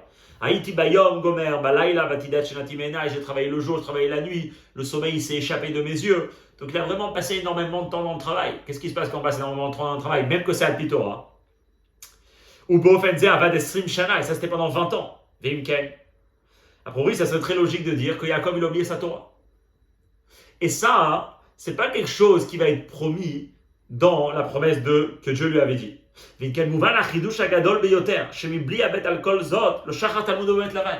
ça, en fait, c'est le grand chidouche que l'on est en train de dire. Que malgré que Yaakov, il a travaillé pendant 20 ans, jour et nuit, presque pas dormi, utilisé toute son énergie pour Lavan, et bien pourtant, il arrive 20 ans après, et il n'a rien oublié. Ça, c'est un très grand chidouche. אבל חידוש זה אינו שייך להבטחת הקדוש ברוך הוא שמרתיך בכל אשר תלך, גומר. Alors tu vas ok, pour Dieu il a dit je te garderai dans tout ce que tu iras. Et puisque dans tout ce que tu iras, où tu iras, je te garderai. Pour Dieu il aurait dû aussi le préserver sa Torah. La réponse elle est non. Ça fait pas partie de cette promesse-là que Dieu lui a dit. Pourquoi? כי לו היה יעקב מתעסק במלאכה באופן זה בהיותו בביתו בארץ כנען, גם כן היה זקוק לברכה מיוחדת שלא ישכח תלמודו. Parce que le fait que Yaakov travaillait chez Lavan comme ça, c'était pas lié avec le fait qu'il était chez Lavan. Même s'il serait en Eretz Kenan, et il aurait travaillé autant parce que c'était un employé qui devait travailler, il aurait lui aussi eu besoin d'avoir une bénédiction spéciale qu'il n'oublie pas. En l'autre mot, quand Dieu lui dit « je te garderai dans tout ce que tu iras », c'est dans tout ce qui peut être créé de ton voyage qui est pas normal, et moi je te garde de ça. Mais le fait que Yaakov il travaille et qu'il oublie sa Torah, c'est pas quelque chose d'anormal. Même s'il reste en Eretz Kenan et il travaille, il doit oublier la Torah. Il est 20 ans préoccupé avec des choses, avec un métier. Qu'un Torah il doit le faire. Mais ça fait pas partie de la promesse que Dieu lui a dit. Là, on comprend, Rachid te dit, c'est quoi le Chidush Vayavo Yaakov Shalem, qui ne faisait pas partie de la promesse que Dieu avait promis à Yaakov qui sera gardé dans tout ce qui se passe. C'est par rapport au fait qu'il n'a rien oublié, malgré que le fait qu'il devait oublier, c'est quelque chose de tout naturel. Il n'était pas 14 ans, il n'était pas investi dans sa Torah comme il était dans sa Yeshiva. Donc après le fait qu'il y a 20 ans qui passent, c'est sûr qu'il y a quelque chose de moins qui devait manquer. La Torah elle dit, c'est quoi Vayavo Yaakov Shalem, c'est quoi le Chidush? Que même ça ne lui a pas manqué. Et donc ça c'est la Sikha où le Rabbi nous a expliqué pourquoi Rachid a choisi et comment Rachid a choisi de traduire et d'expliquer le Vayavo Yaakov Shalem et pourquoi il va choisir spécialement ces trois événements, parce que ces trois événements qui n'étaient pas assurés par la promesse d'Hachem et que quand même la Torah nous dit que Yaakov il a été béni même dans ça et que Dieu lui a permis d'être complet même dans ces choses-là. De là, maintenant, le Rabbi va dire dans Seif Hey. On va comprendre, on va répondre tout simplement aux deux questions qu'on avait, et dans Seif Aleph et dans Seif Bet. La question du Seif Bet, c'était pourquoi Rachid n'avait pas aussi le détail que Yaakov il était entier dans ses enfants, que ses enfants ne sont pas morts, malgré le chemin et malgré tout ce qu'il a vécu? Bien sûr, la réponse, elle va être, parce que Rashi ici, il ne cherche pas juste à dire plein de choses, Rashi cherche à dire des choses qui ne font pas partie de la promesse. Les enfants, bien sûr que ça fait partie de la promesse. Rashi no yachol להביא את העניין לשלם בבניו שלא היה ויכול את עשיו, לפגוע בבניו של יעקב ויבוא עשיו גומר, שהרי זה נכלל בהבטחת הקדוש ברוך הוא שמבטיח גומר, ואין הכתוב צריך לפרש עוד כנ"ל.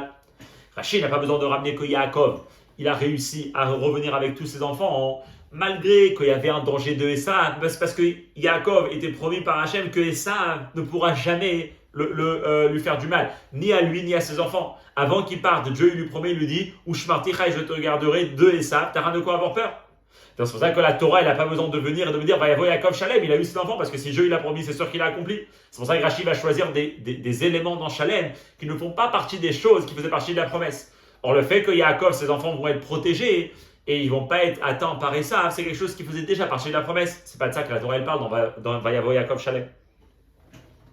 Mais Hay, Tamain Rashi יכול לפרש בפירושו על התורה ששלם בתורה איתו עדו שלא שחר תלמודו מפני תורך הדרך. On comprend pour la même raison pourquoi malgré qu'on parle du fait de Yaakov qui revient de voyage, Rashi ne va pas choisir d'expliquer que le chidouche de Shalem Betorato, c'est le fait que Yaakov n'a pas oublié sa Torah malgré toutes ses préoccupations et les difficultés du chemin. Pourquoi? Ki gam inyan ze nichlal be'aftachat HaKadosh Baruch Hu u'shmarticha bechol asher telech.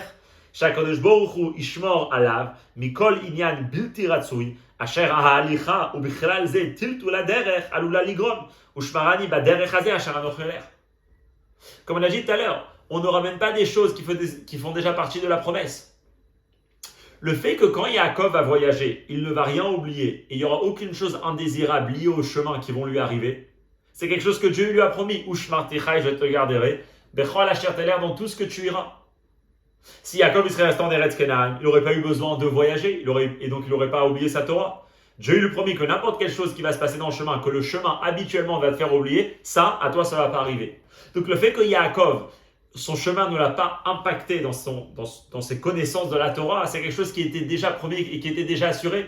C'est pour ça que Rashi n'apprend pas que le Shalem dans la Torah, il est lié avec le fait que Yaakov n'a rien oublié dans le chemin. C'est quelque chose qu'on sait déjà puisque Dieu lui a promis. Rabbi dans la note 50, il explique pourquoi dans la Gemara il a choisi d'expliquer comme ça. Mais on explique plus d'après le Pshat pourquoi on ne peut pas parler de les choses du chemin, parce que ça c'est quelque chose qui appartient pas du tout au mot Vayavo Yaakov Shalem. C'est quelque chose qui a déjà été assuré au début de la parasha de Vayetze.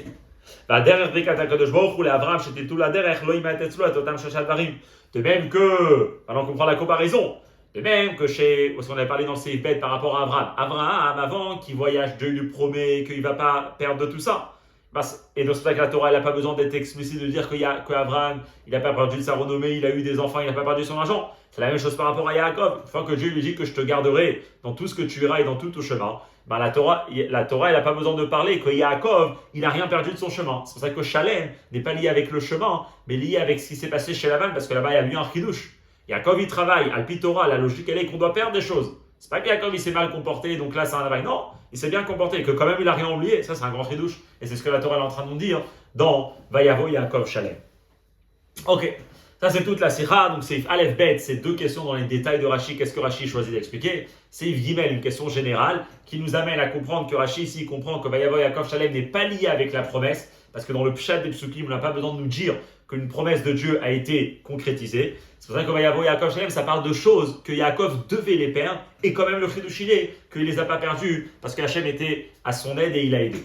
Et de là, le Rabbi est arrivé à toute une très belle idée par rapport à comment adapter cette idée-là pour toutes les épreuves qu'une personne passe dans la vie. Et l'idée, elle va être, le Rabbi dit qu'il y a des choses qu'on est tous promis qu'on va réussir à passer, mais il y a des choses qui sont inévitables, que pour pratiquer Torah, mitzvah dans l'exil, on est obligé de perdre quelque chose. Et le chidouche ici, c'est de dire que même ces choses-là, ça Rachid nous apprend, une personne peut réussir à sortir des épreuves, à étancher même dans des choses qu'a priori, selon la logique des choses, même d'après Hachem, on aurait dû les perdre. Vraiment aucune limite, aucune séquelle, aucun impact de tout ce qui se passe, parce que Dieu ici, il est en train de dire que Vayavo Yaakov Shalem, comme l'Arbi dira, c'est pour chaque juif, dans tous les aspects de la vie, même dans des aspects qu'on est sûr à 100% que c'est sûr qu'il y a quelque chose qui doit manquer, et c'est la logique, et c'est comme c'est écrit dans la Torah, dans des psukim. Le Rabbi il apprend qu'un juif il sort de la galoute entier sans aucune séquelle, comme on va voir. Yena shel Torah bepirouj Rashi, du vin de la Torah qu'on peut avoir dans l'explication de Rashi. Donc du vin comme le vin qui se trouve à l'intérieur du raisin et qui n'est pas vu. Pareil, c'est des choses qui sont dans le profondeur de Rashi qui nous demandent de faire sortir et d'analyser. Berléel, on a expliqué plus haut dans le 25e volume de l'Écoute des Sichot, il y a une Sicha qui parle de ça. Que Shalichat Yaakov le Haran, que quand on parle de Yaakov qui va à Haran, c'est vrai qu'on parle de Yaakov à Haran dans l'histoire il y a plus de 3000 ans en arrière. Romez la Lichat Banav. Mais en réalité, ici, on est en train de parler aussi de quoi? Du fait que ses enfants, c'est-à-dire Béné Israël, le peuple juif, nous tous, chacun d'entre nous, ou Maaseh Avot Siman Lebanim, les Galoutes, ils iront en exil. Donc en fait, quand on parle de Yaakov qui va à Haran, on parle en réalité du voyage qui se passe de chacun du peuple juif, de chaque Neshama qui va descendre dans l'exil. Dans le cas Romer Akatov, et c'est ce que le pasuk ici est en train de nous dire, quand Yaakov il revient de l'exil, quand on arrive à Mashiach. Kovayavo Yaakov Shalem Ir Shechen Asher Be'eretz Kenan Bevo Mipadan Aram. Yaakov il arrive entier en Eretz Israël lorsqu'il revient de Padan Aram, c'est-à-dire Akadosh Baruch Hu Maftiach Lechol Echad Mi-Israël Sheyashuv Shalem Minagalut. C'est une promesse de Dieu pour chaque juif. C'est-à-dire qu'un juif il est envoyé en exil, un juif il va descendre, un juif il va subir, un juif malheureusement il va passer énormément de choses, mais le retour il sera entier. La personne il ne redevient pas avec des manques, avec des défauts. Ça c'est le pasuk. Alors c'est quoi le chidouche de Rashi? C'est de dire qu'il y a des choses qui ont déjà été assurées. Rashi vient te dire c'est pas de ça qu'on parle, les choses qui sont assurées ça c'est sûr.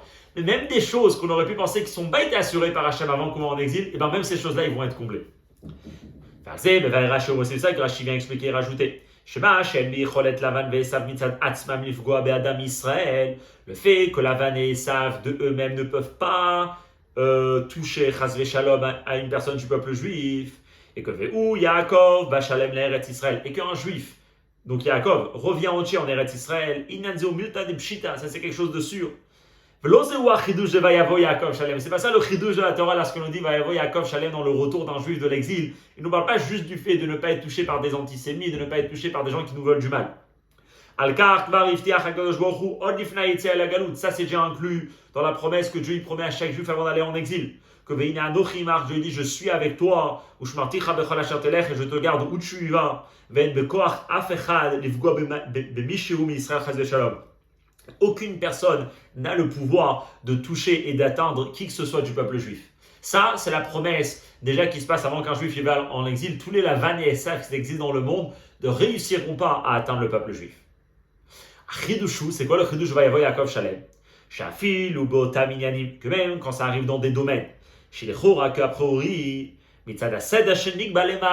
selon l'ordre divin, selon le programme que Dieu a eu pour le monde, comment les choses doivent se passer, comment on atteint des bonnes choses, comment la valeur des choses que parfois, comment ils ont été établis de Dieu, c'est quoi? Il y a eu des événements dans la vie, il y a eu des rencontres, il y a eu des choses qui peuvent se passer, que l'exil va lui créer un manque chez le juif. Et pas seulement qu'il y a une possibilité, jusqu'à quand même des manques concrets, des défauts concrets qui peuvent se passer chez des individus du peuple juif. Yaakov, comme c'était chez Yaakov. Yaakov, il n'avait pas eu une possibilité d'être malade, concrètement il boitait. Yaakov, il n'a pas juste eu une possibilité de perdre beaucoup d'argent, il a perdu beaucoup d'argent. Yaakov, il a eu la possibilité de perdre sa Torah. Donc pour eux, on parle qu'il y a des choses qui sont inévitables dans l'exil de passer, même que Hachem il a son plan. Mais c'est inévitable de les passer. Pourtant, Omer Akatouv va y avoir Yaakov Shalem. Le passage qui nous dit qu'Yaakov est arrivé entier. Aïnoucha Achisaron Eno Amiti, le manque n'est pas véritable. Achisaron Eno Ela Lefisha, le manque est uniquement temporaire. Aval Sof Idbalten, mais il finira par s'annuler. Veaza et alors va y avoir Yaakov Shalem. Il y a des choses qui arriveront jamais au peuple juif. Il y a des choses que oui, ils arriveront, mais comment il faut les regarder comme quelque chose de temporaire. Mais la finalité de ça, c'est qu'ils disparaîtront complètement. Et ça, c'est le chidouche de Vayavo Yaakov Shalem. Que même des choses qui doivent exister, des malheurs, des souffrances comme on verra, ou des difficultés, des manques, des incompréhensions, des doutes, eh bien, ces choses-là, ils finiront par s'annuler et le juif reviendra entier de l'exil. Et voilà les trois sujets généraux qu'on va discuter ici, qui sont les sujets que Rashi va parler. Et là, le Rabbi va apprendre comment le fait de boiter, le fait d'avoir perdu de l'argent et le fait de ne pas oublier la Torah quand il était chez Lavan, c'est trois choses qui se passent en réalité dans l'exil de chacun que le juif les garde. Vraiment une sikha magnifique, une sikha qui est très sensible puisqu'il va parler des épreuves qu'une personne passe dans la vie. On va étudier le sujet et après c'est un travail personnel de réussir à intérioriser ces idées-là qu'il va discuter. En tout cas, il va dire comme ça, le premier point, c'est qu'un juif, il va subir des défauts, il va subir des blessures, il va subir des choses dans sa vie qui vont vraiment lui faire un manque, qui vont vraiment lui manquer quelque chose. Mais finalement, on lui promet qu'il va guérir et il va dire comme ça. Shalem begufo shenitrape mitzarato. Echad haElohim shel avodat zman hagalut hu ha'avoda demsirat nefesh. C'est écrit longuement dans les Mahamarim que il y a plusieurs façons de servir Dieu, on ne va pas rentrer dans tous les détails. En tout cas, il y a ce qu'on appelle Mesirut Nefesh, en français abnégation de soi, dans le sens où c'est plus un travail qui demande à la personne de travailler avec une détermination, avec un dévouement, plutôt que de plus réfléchir, de rationaliser, d'affronter de façon assez logique et assez doucement. Il y a plus de fois des événements dans la vie, et c'est surtout l'exil, qui nous demanderont d'être plutôt dans un combat, dans une lutte, qui demandera jusqu'à Mesirut Nefesh, de donner tout ce qu'on a. Pas forcément Mesirut Nefesh de mourir, Chas v'Shalom, même Mesirut Nefesh par rapport à certains éléments clés de notre personne, et parfois réussir même à les dépasser pour servir Dieu. Ça, c'est une des choses qui se passe en exil, qu'une personne n'a pas besoin vraiment, qui n'est pas vraiment dans une période de Géoula, dans une période de liberté. Et donc on explique, on dit, puisqu'il y a une des choses, c'est quoi? C'est Mesirat Nefesh qui est important. Et on explique, on dit, et c'est ça le sens de tous les malheurs et les souffrances qu'une personne peut subir. C'est parce que parfois dans la vie, ce côté-là de la personne de Mesirut Nefesh, il ne va pas ressortir si la vie elle est bien, si la vie n'est pas difficile. Et c'est précisément quand une personne il a des souffrances, Chas v'Shalom, et une personne il a des difficultés, que ça demande à la personne d'aller creuser plus profond à l'intérieur de lui. Et donc on explique, on dit que c'est quoi le sens qu'il y a derrière tous les souffrances qu'une personne peut subir. C'est que Betor Nisayon, c'est une épreuve, que Menas et Hashem Elokechem etrem, Dieu il nous met à l'épreuve, pour réveiller chez le juif toute cette notion-là de Mesirut Nefesh. C'est tout ce qui est expliqué longuement dans les Mahamarim. Celui qui veut aller voir, c'est les Mahamarim qui va ramener dans la note 64. Il y a aussi dans la note 56. Toute cette notion-là que c'est une épreuve, c'est une difficulté et un Nisayon précisément qui va pousser la personne à aller creuser plus profond à l'intérieur de lui. Et d'ailleurs, ça c'est le sens à toute cette lutte qui existe entre le Malach et Yaakov, que la fameuse question, qu'est-ce qui se passe ici? Yaakov il rencontre un ange, il se bat avec lui. Dans le sens plus profond ici, on est en train de faire référence à tous les malheurs qu'un Yaakov va subir dans sa vie, qui sont envoyés de Dieu directement comme cet ange, pour réveiller le Mesirut Nefesh. Qui parle déjà de ça? C'est que Biura Ramban, Bedivra Midrash à la Pasouk, c'est un très très haut Ramban, celui qui veut lire sur le Pasouk, qui parle de la lutte de Yaakov avec l'ange de Esav. Là-bas il ramène le Midrash qui dit que lorsque l'ange tape Yaakov, en réalité Naga Bekol Tzadikim, il va ici avoir un coup sur tous les Tzadikim, chez Atidim Liot Mulou qui sortirait de Yaakov, c'est Doro Shel Shmad, et ça fait référence au malheur que Doro Shel Shmad, les moments de persécution contre les Juifs.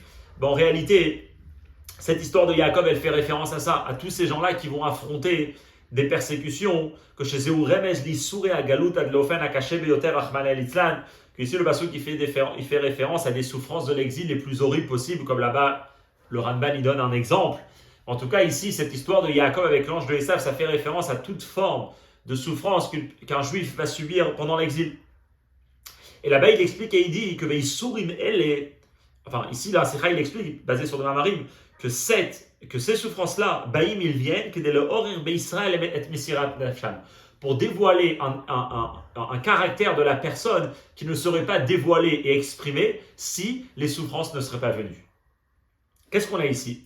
Ici, on a une idée qui est très répandue, qui est comment comprendre les souffrances qu'une personne a dans la vie. Et bien sûr, c'est quelque chose de très personnel, pas pour dire à l'autre, Chas Shalom, mais parfois une personne pour réussir à bien affronter, pour comprendre qu'est-ce qui se passe dans la vie.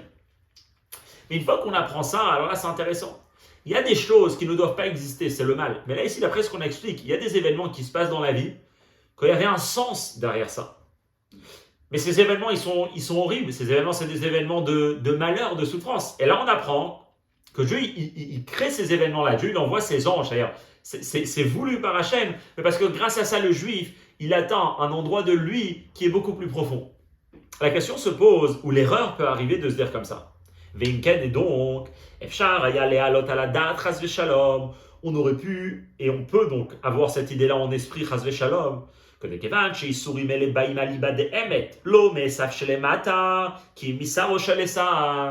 C'est certains événements de la vie, que c'est certaines souffrances qui ne viennent pas, malgré qu'ils se jouent à travers des êtres humains, à travers des royaumes, des empires, des régimes qui veulent faire du mal au peuple juif.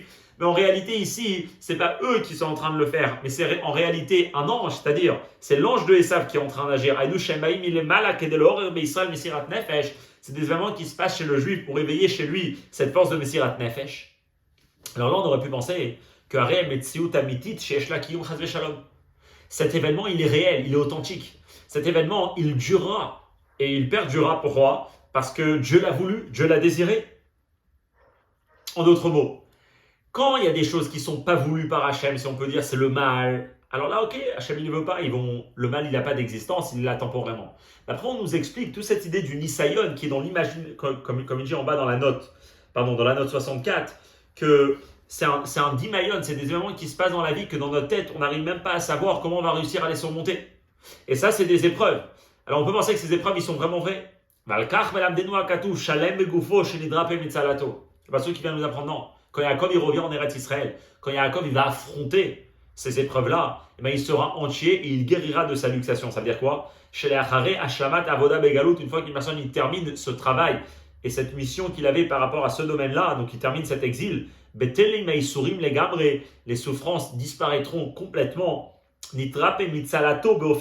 sera une guérison sur laquelle il sera chalem. On peut parfois guérir, mais il y a des séquelles qui sortent. Mais comme il dit en bas, c'est une guérison qui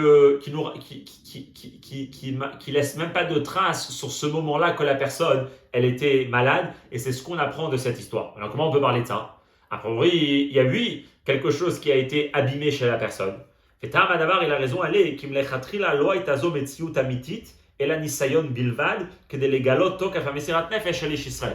c'est des sujets très très longs, on est juste un peu juste, il faut étudier les Mamarim, mais chaque paragraphe, c'est un monde entier par rapport à plein de choses qu'une personne peut passer dans sa vie. Il dit parce que puisque c'est des choses qui existent uniquement pour éveiller un certain élément de la personne, une fois que cet élément il est réveillé, cette chose elle n'existe plus.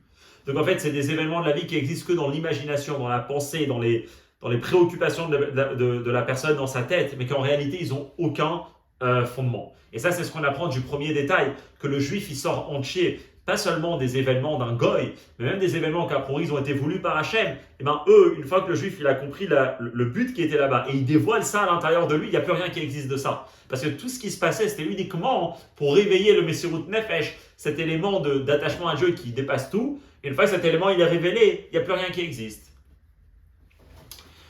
Le Seifret. C'était quoi le deuxième point qu'on a parlé ? C'est que le juif, c'est que Yaakov, il était entier dans son argent, chez le Chasser Klou Mikol Oto Adoron, qu'il ne lui a rien manqué de tout ce cadeau-là. Oh.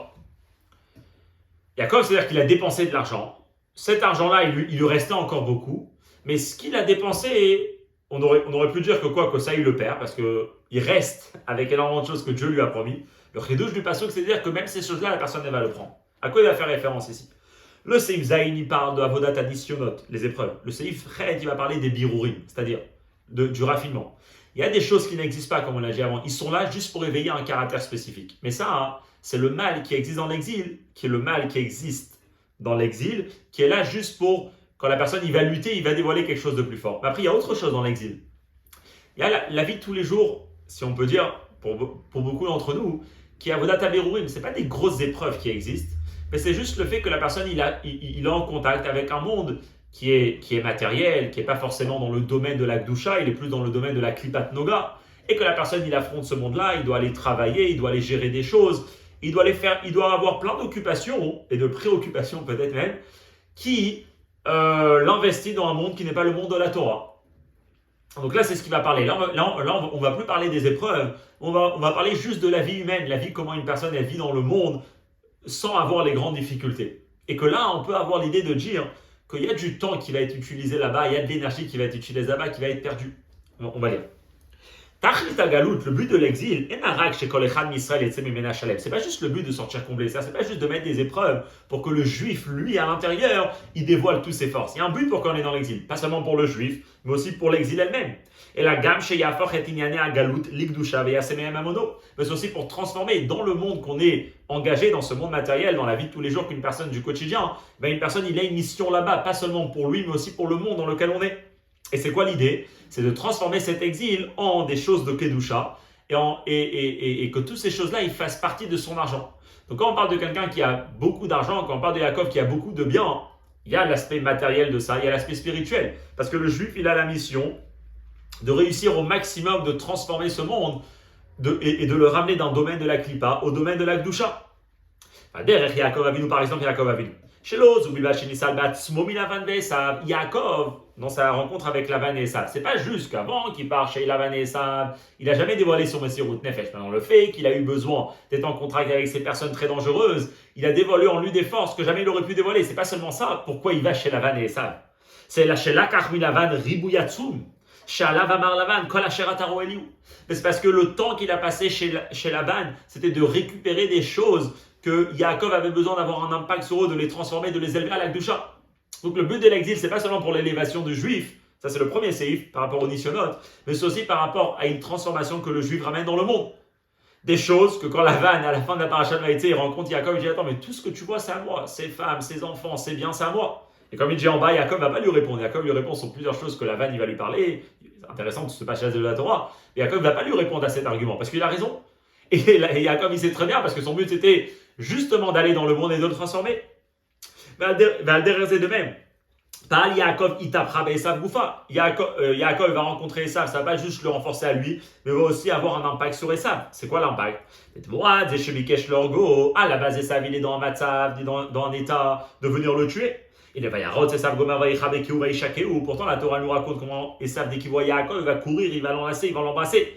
Hachéledad, Rajbi, d'après Rabbi Shimon Bar Yochai, c'est quoi l'histoire? Ayazé Bechon Libo, c'était vraiment un sentiment momentané que Esav a vraiment aimé Yaakov à ce moment-là. Afshe alacha beyadoua, chez Esav sonnait les Yaakov, malgré que Esav c'est une alacha, donc c'est une alacha claire, c'est un fait de la vie, de la Torah qui est Torah Temet, que Esav déteste Yaakov. Pourtant, à ce moment-là, c'était quelque chose de vrai. Yaakov a eu un impact sur Esav.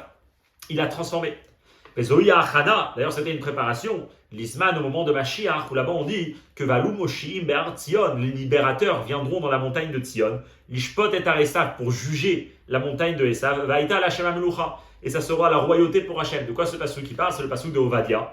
Dans le Farmagen, c'est un Farmagen en Parashat Vaishar, Hachem Gimel, le Rabbi il a énormément parlé de cette Nekuda-là, qu'il explique aussi dans la note 71. Le Rabbi il dit qu'à l'époque de Mashiach, l'Ozo Bilvad, chez Ishpetu et Esav, c'est pas seulement qu'on va juger Esav. C'est-à-dire quoi juger Esav? Juger Esav, ça veut dire récupérer le bon qui était dans Esav et jeter le mal qui était là. Comme ça, c'est un peu la notion de birour, de hitkafia, bref. Et là, Vaïtal Hashem Amelucha, chez Esav Yakir de Malchuto Shel HaKadosh Baruch Hu. Vaïtal Hashem Amelucha, c'est la notion de dire que Esav lui-même, il reconnaîtra la royauté d'Hachem. Ou Belachon Aram, même dans les mots de Rambam, que Mashiach il viendra pour influencer le peuple juif, etc. Mais aussi, V'yetakem et Haolam Kulo pour arranger le monde entier. La avod et Hashem beyachad pour servir Dieu ensemble. Chez Neymar, comme il est dit, qui a zefor halamim gomer likrokula meshem Hashem. Les nations du monde se transformeront pour tous proclamer le nom de Dieu. Donc on voit que l'impact il va être que pas seulement Esav, il va être jugé, donc on va enlever le mal de Esav, le bon du mal de Esav, mais Esav lui-même il sera transformé. Et ça c'est ce que Yaakov il fait. Alors quand nous on apprend cette idée, c'est intéressant. D'un côté on apprend qu'il y a des épreuves, et ces épreuves-là, c'est pour éveiller le Messirut Nefesh du juif. Mais après il y a plein de choses dans la vie que c'est pas des épreuves, ça vaut d'atabirouim. C'est l'engagement d'une personne dans ce monde que juste de vivre d'une vie matérielle, on a des besoins du corps, des besoins de famille, des besoins d'amis, des besoins d'argent, plein de choses de la vie qui sont pas mauvaises, mais que c'est le travail justement de avodat tabirouim. Alors là maintenant ici, il va dire comme ça. Keshem, chez Yaakov Pal, Zot Alide Adoron Bagdamat Atfila chez Shalach El Esav. De même que comment Yaakov va affronter Esav. D'abord, il va faire une tfila à Hachem, c'est le début de la paracha, et après il va aussi préparer le cadeau qu'il va donner à Esav. C'est vrai qu'Yaakov, il a un travail personnel pour lui-même, pour s'élever. Et après, il va donner un cadeau, c'est-à-dire qu'il va être engagé dans la vie concrète. Il va aller rencontrer Esav, il va aller l'affronter. C'est pareil pour chaque juif. Pour réussir à transformer et à faire sortir des choses qui appartiennent au monde de Esav, au monde de la Klippa, il est ramené dans le domaine de la Kdusha. Donc les choses de l'exil. Ce qu'une personne elle a besoin, c'est la charal damat avodat atfila. Après qu'il va prier, c'est-à-dire après qu'il va se préparer lui-même à l'intérieur de lui pour être prêt à faire ce travail. c'est l'enatzelet maono vechulu kodoron, c'est de prendre son argent et de l'utiliser en tant que cadeau. Ça veut dire quoi? La tête mise mano, les shem harisha uzria, de prendre de son temps pour aller labourer et semer. Dans le sens, aujourd'hui pas beaucoup, il laboure et il sème, mais dans d'autres formes d'être engagé dans le monde matériel, le travail que Dieu nous demande à chacun de faire, que dans ça il y a une mission. Alors c'est un zman, le moment où la personne va aller travailler, c'est un moment. Chez Boya Tzarich Lasok Belimud Torah. À la base, la personne aurait pu étudier la Torah. Ad Sholea Sheela Torah Matei Alea. Et il reprend l'idée que lorsqu'une personne il est en train d'étudier, lorsqu'une personne il va aller travailler, c'est du temps qu'il perd, jusqu'à qu'on se pose la question, mais qu'est-ce qui va se passer avec le monde de la Torah? Et pourquoi une personne il a besoin de faire ça? Parce que c'est la seule manière de faire Birur HaNitzotzot. Que de les varer et inane olam pour aller raffiner. Donc, prendre les choses du monde, une personne il descend de son niveau, de son état de juif, de Neshama, de Torah, et il s'engage dans des choses matérielles, de labourer, etc., donc le monde matériel. La Shana Yadoua, dans les mots connus, rentrer dans le monde, dans les habits de celui qu'on veut raffiner, pour agir dans le monde. On essaie de passer un peu vite pour pas trop s'attarder. En tout cas, ici, tout ce séif, c'est l'idée de la vie humaine, la vie d'un être humain dans ce monde où la personne il est engagée dans des choses du monde, dans des choses de l'exil. Et là, on peut avoir une question. Et là, maintenant, on peut avoir une question. On n'est plus dans des domaines de la vie qui sont appelés des épreuves. Que ça, les épreuves, on a expliqué avant, c'est pas une vraie existence, c'est uniquement pour réveiller le Messirut Nefesh. Une fois que le juif réveille le Messirut Nefesh, l'épreuve disparaît. On n'est pas là-bas. On est dans quelque chose de contraire. Et la hibinyan shel birur haolam, on est dans raffiner le monde dans le sens l'ifol shinui baolam, d'avoir un impact dans le monde et que le monde il reste un monde juste qu'on le prend du domaine de la klipa, on le ramène dans le domaine de la gdusha. Vezoim etziut amitit, et ça c'est une vraie existence. C'est quelque chose de vrai, c'est pas juste dans l'imagination de la personne. Il y a vraiment un changement à faire dans le monde. Mais ce changement il demande une déconnexion et une descente de l'état supérieur dans lequel le juif pouvait se trouver, qui est le monde de la Torah, de rentrer dans le monde du midbarer, de celui qui doit être raffiné. On peut arriver à la conclusion qu'une personne il manque quelque chose dans son argent. C'est à quoi dans son argent? Pour faire la mission de Birur HaNitzotzot, il manquera quelque chose de lui.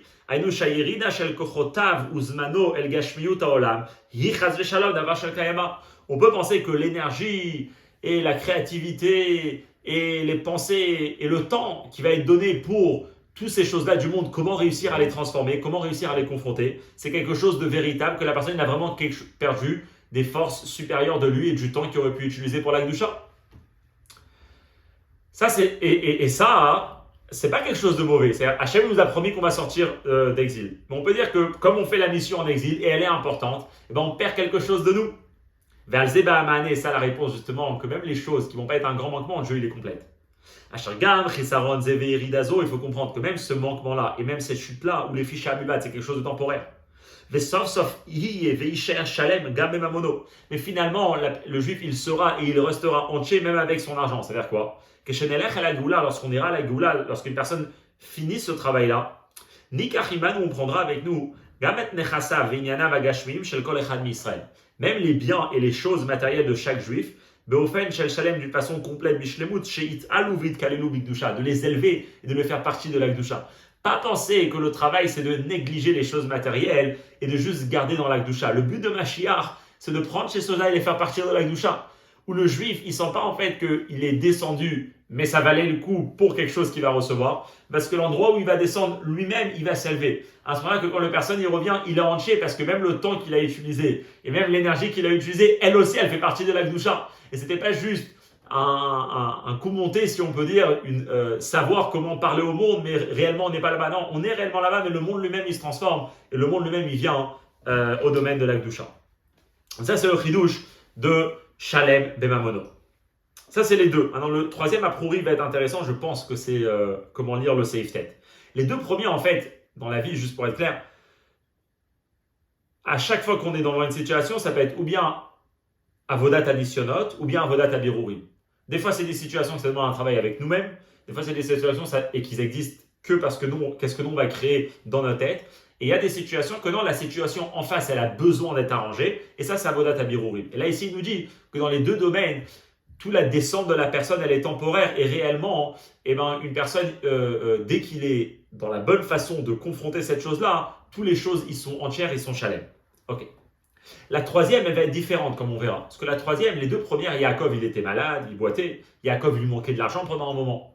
La troisième, c'est que Yaakov, il n'a rien oublié. Rien oublié, c'est-à-dire qu'il aurait pu oublier et il n'a pas oublié. Le Rabbi va apprendre que comment une personne y réussit à faire. Que malgré qu'il a des nisyonotes, et malgré qu'il fait Avodat Abirurim, donc malgré qu'il a un manque concret, parce qu'il a vraiment des souffrances, il a vraiment des difficultés, il a vraiment un travail et un engagement au monde qui lui prend du temps, et bien quand même, comment malgré ça, il peut réussir à rester entier. Il dit ça, c'est le troisième. Shalem betorato shelo shachar talmudo bebet lavan. Il dit comme ça. Inyan limud Torah bishlemuto doresh prishut maolam. Le vrai étude de la Torah, la vraie étude de la Torah, elle demande à une personne d'être complètement séparée du monde dans le sens où on ne peut pas avoir les deux mondes en même temps, comme on dit. La vraie étude de la Torah, pas juste un petit cours, mais être complètement plongé dedans, ça demande à une personne d'être complètement déconnecté du monde parce que chaque chose du monde peut être une distraction pour lui. Ok. Enfin, derrière Shematinu be Yaakov, c'est qui l'image de l'étude de la Torah absolue? C'est Yaakov avant qu'il va à Haran. Shaya Yoshev Oalim, qu'il était assis dans les tentes. Venitman, c'est intéressant le mot. Bet Midrasho Shelever Yudal Shana. Et il était complètement enfoui, complètement plongé dans le Bet Midrash de Ever pendant 14 ans. Ça, c'est le vrai étude de la Torah. Yachol, et là, un argument peut venir. Là, une pensée peut venir trotter et déranger le juif. Puisque, comme on a dit en Seifret, un juif il doit être engagé avec la vie, pas se sauver de tous les éléments de Klippa qui peuvent exister à l'intérieur de lui ou qui peuvent exister dans le monde autour de lui. On ne peut pas lui demander qu'au même moment où il est engagé dans le monde, il garde son niveau supérieur qu'il avait dans la Torah. Ou bien s'il avait, ou bien peut-être pour adapter plus à des personnes comme nous, on ne peut pas garder dans un investissement dans le monde et dans un travail où on va raffiner notre personne, on va raffiner le monde autour de nous, cette pureté de la Neshama qui peut exister dans notre état, qui est souvent quand on est déconnecté du monde. C'est ça justement la réponse qu'on va dire ici. Chez Yaakov, que Yaakov, lo shachar talmudo bebet lavan. En étant dans la maison de Lavan, Yaakov, son étude qu'il avait, son état dans lequel il était, pendant les 40 ans à la Yeshiva, existait chez lui pendant les 20 ans qu'il était chez Lavan. C'est-à-dire, bebet inanima kodmim gufo mamono, yachol liot lefisha chisaron bepoel, et la shenish lam lachazman. Dans les deux choses qu'on a dit avant, il y a eu un manque chez Yaakov, il y a eu un défaut, il était malade, il a perdu de l'argent. C'est juste qu'on te dit, c'est temporaire, et finalement après ça va être guéri. Vayavo Yaakov Shalem Shechem. Yaakov, il arrive en Eretz Kenan, il a terminé d'affronter cette chose-là, il arrive à la Galout, il arrive à la Géoula, il réussit à être entier dans ses domaines. Ok. Aval benoger les Torah, mais quand on parle par rapport à cette idée-là de la Torah, mais lechatchila lo yachol liot shum chisaron be Yaakov. Il n'y a jamais eu un manque chez Yaakov. Yaakov, en étant chez Lavan ne l'a jamais atteint dans la Torah que lui il connaissait. Et c'est quoi l'idée? Parce qu'en réalité ici on fait référence à la fameuse phrase que Frierdiker Rebbe il a dit le jour où il a été libéré des prisons soviétiques. Il a répété une phrase que son père, le Rabbi Rachab, avait dit, qui disait que que c'est uniquement le corps de la personne qui a été mis en exil et sous l'esclavage des royaumes. Nos âmes ne sont pas du tout liées à l'exil dans lequel on se trouve. C'est une fameuse phrase du Rabbi Rayat qui dit, et bien sûr il disait ça qu'il était là-bas, il était vraiment dans un vrai exil où on le prenait en exil, on l'amenait à Kostrama. Mais il disait que ce qui se passe en fait, c'est uniquement notre corps qui peut toucher, notre âme elle ne peut pas toucher. Le sens simple, c'est qu'il y a toujours un élément à l'intérieur de nous qui reste toujours intact. Le Rabbi ici va prendre un peu plus loin.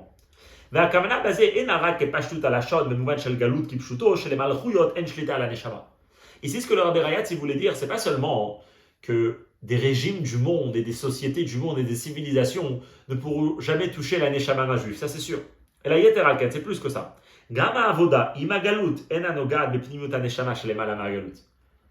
C'est que même quand une personne il va affronter ce monde-là, donc c'est pas que le monde il est plus fort que lui, c'est lui qui est quelque part, il a une emprise sur lui, c'est lui qui connaît sa mission parce qu'il va lui transformer le monde, il va lui agir sur le monde. Donc pour vrai, on est dans un état où le royaume, le régime n'a pas un contrôle sur lui. Donc on ne parle pas du gouffre, mais on parle du avodaïm à gouffre. Mais ce travail lui-même, comme on a dit avant, il demande à une personne d'être déconnectée, de descendre de son niveau. Parce que s'il reste dans son monde de Gdusha, il ne va jamais confronter ces parties de lui qui sont dans la Klippa et le monde autour qui est dans la Klippa. Alors il dit comme ça. Même dans ce travail-là, il y a une partie de la Neshama qui reste entière. Pourquoi? Iridata Adam les galoutes, le fait qu'une personne descend en exil, Les varer et inyane à galut noga adrak bechitzoniot neshama. Parce que tout cet engagement, c'est uniquement avec la superficialité, la partie extérieure de l'âme qu'on doit le faire. Aval bineshama atzma, mais la neshama elle-même, lo nimtzera le galut en shayechet kol yirida chaz v'shalom. Même quand une personne il est engagée dans un travail de nisyonot, dans un travail de birurim, c'est que la partie extérieure à lui, mais il y a lui un élément profond qui n'a jamais été. Donc en fait, quand il parle ici de la Torah qui n'a jamais été oubliée, comme il ramène en bas dans l'an 80, c'est intéressant.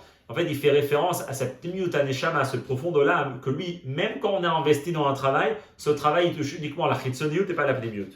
Ou le fichar, le shachar tamudo bevet Lavan, et c'est pour ça que Yaakov n'a pas oublié son étude quand il était chez Lavan.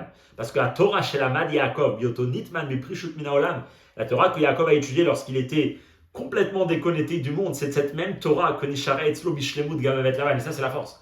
Comment Yaakov il a réussi à avoir la vodat anisionot par le fait qu'il était malade et qu'il boitait, à avoir le travail qu'il perd concrètement de son temps, de son énergie chez Lavan avec Esav, et pourtant il reste entier.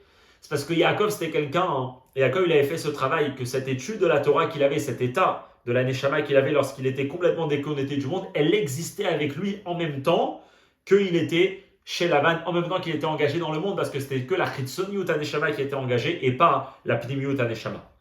Ou bien c'est Avot, Siman Lebadim.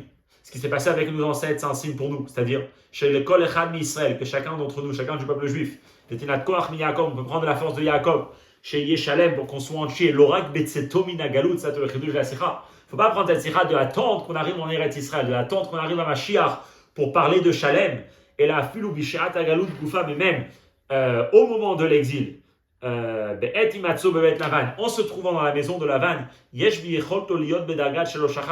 peut être dans un état, on peut être dans un niveau qu'on n'oublie pas dans tes études, c'est-à-dire que les niveaux spirituels sur lesquels on a travaillé, sur lesquels on s'est investi, ils restent entiers malgré notre engagement dans la vie de Avodat Abirurim. Ça, c'est cette belle sikha. Cette belle sikha qui demande de discuter énormément. Où le Rabbi Pachout il nous dit que même quand une personne il est engagé et il va faire son avodat anisonat, son avodat abirurim, il peut être dans un état de shlemut, de complétude, de paix, de tranquillité, d'entièreté avec sa neshama, avec toutes ses forces qu'il a à l'intérieur de lui, parce que tout ce qui va être engagé c'est sa partie superficielle, mais il réussit à garder toutes ses forces intérieures dans un état de shlemut, dans un état de très très haut niveau.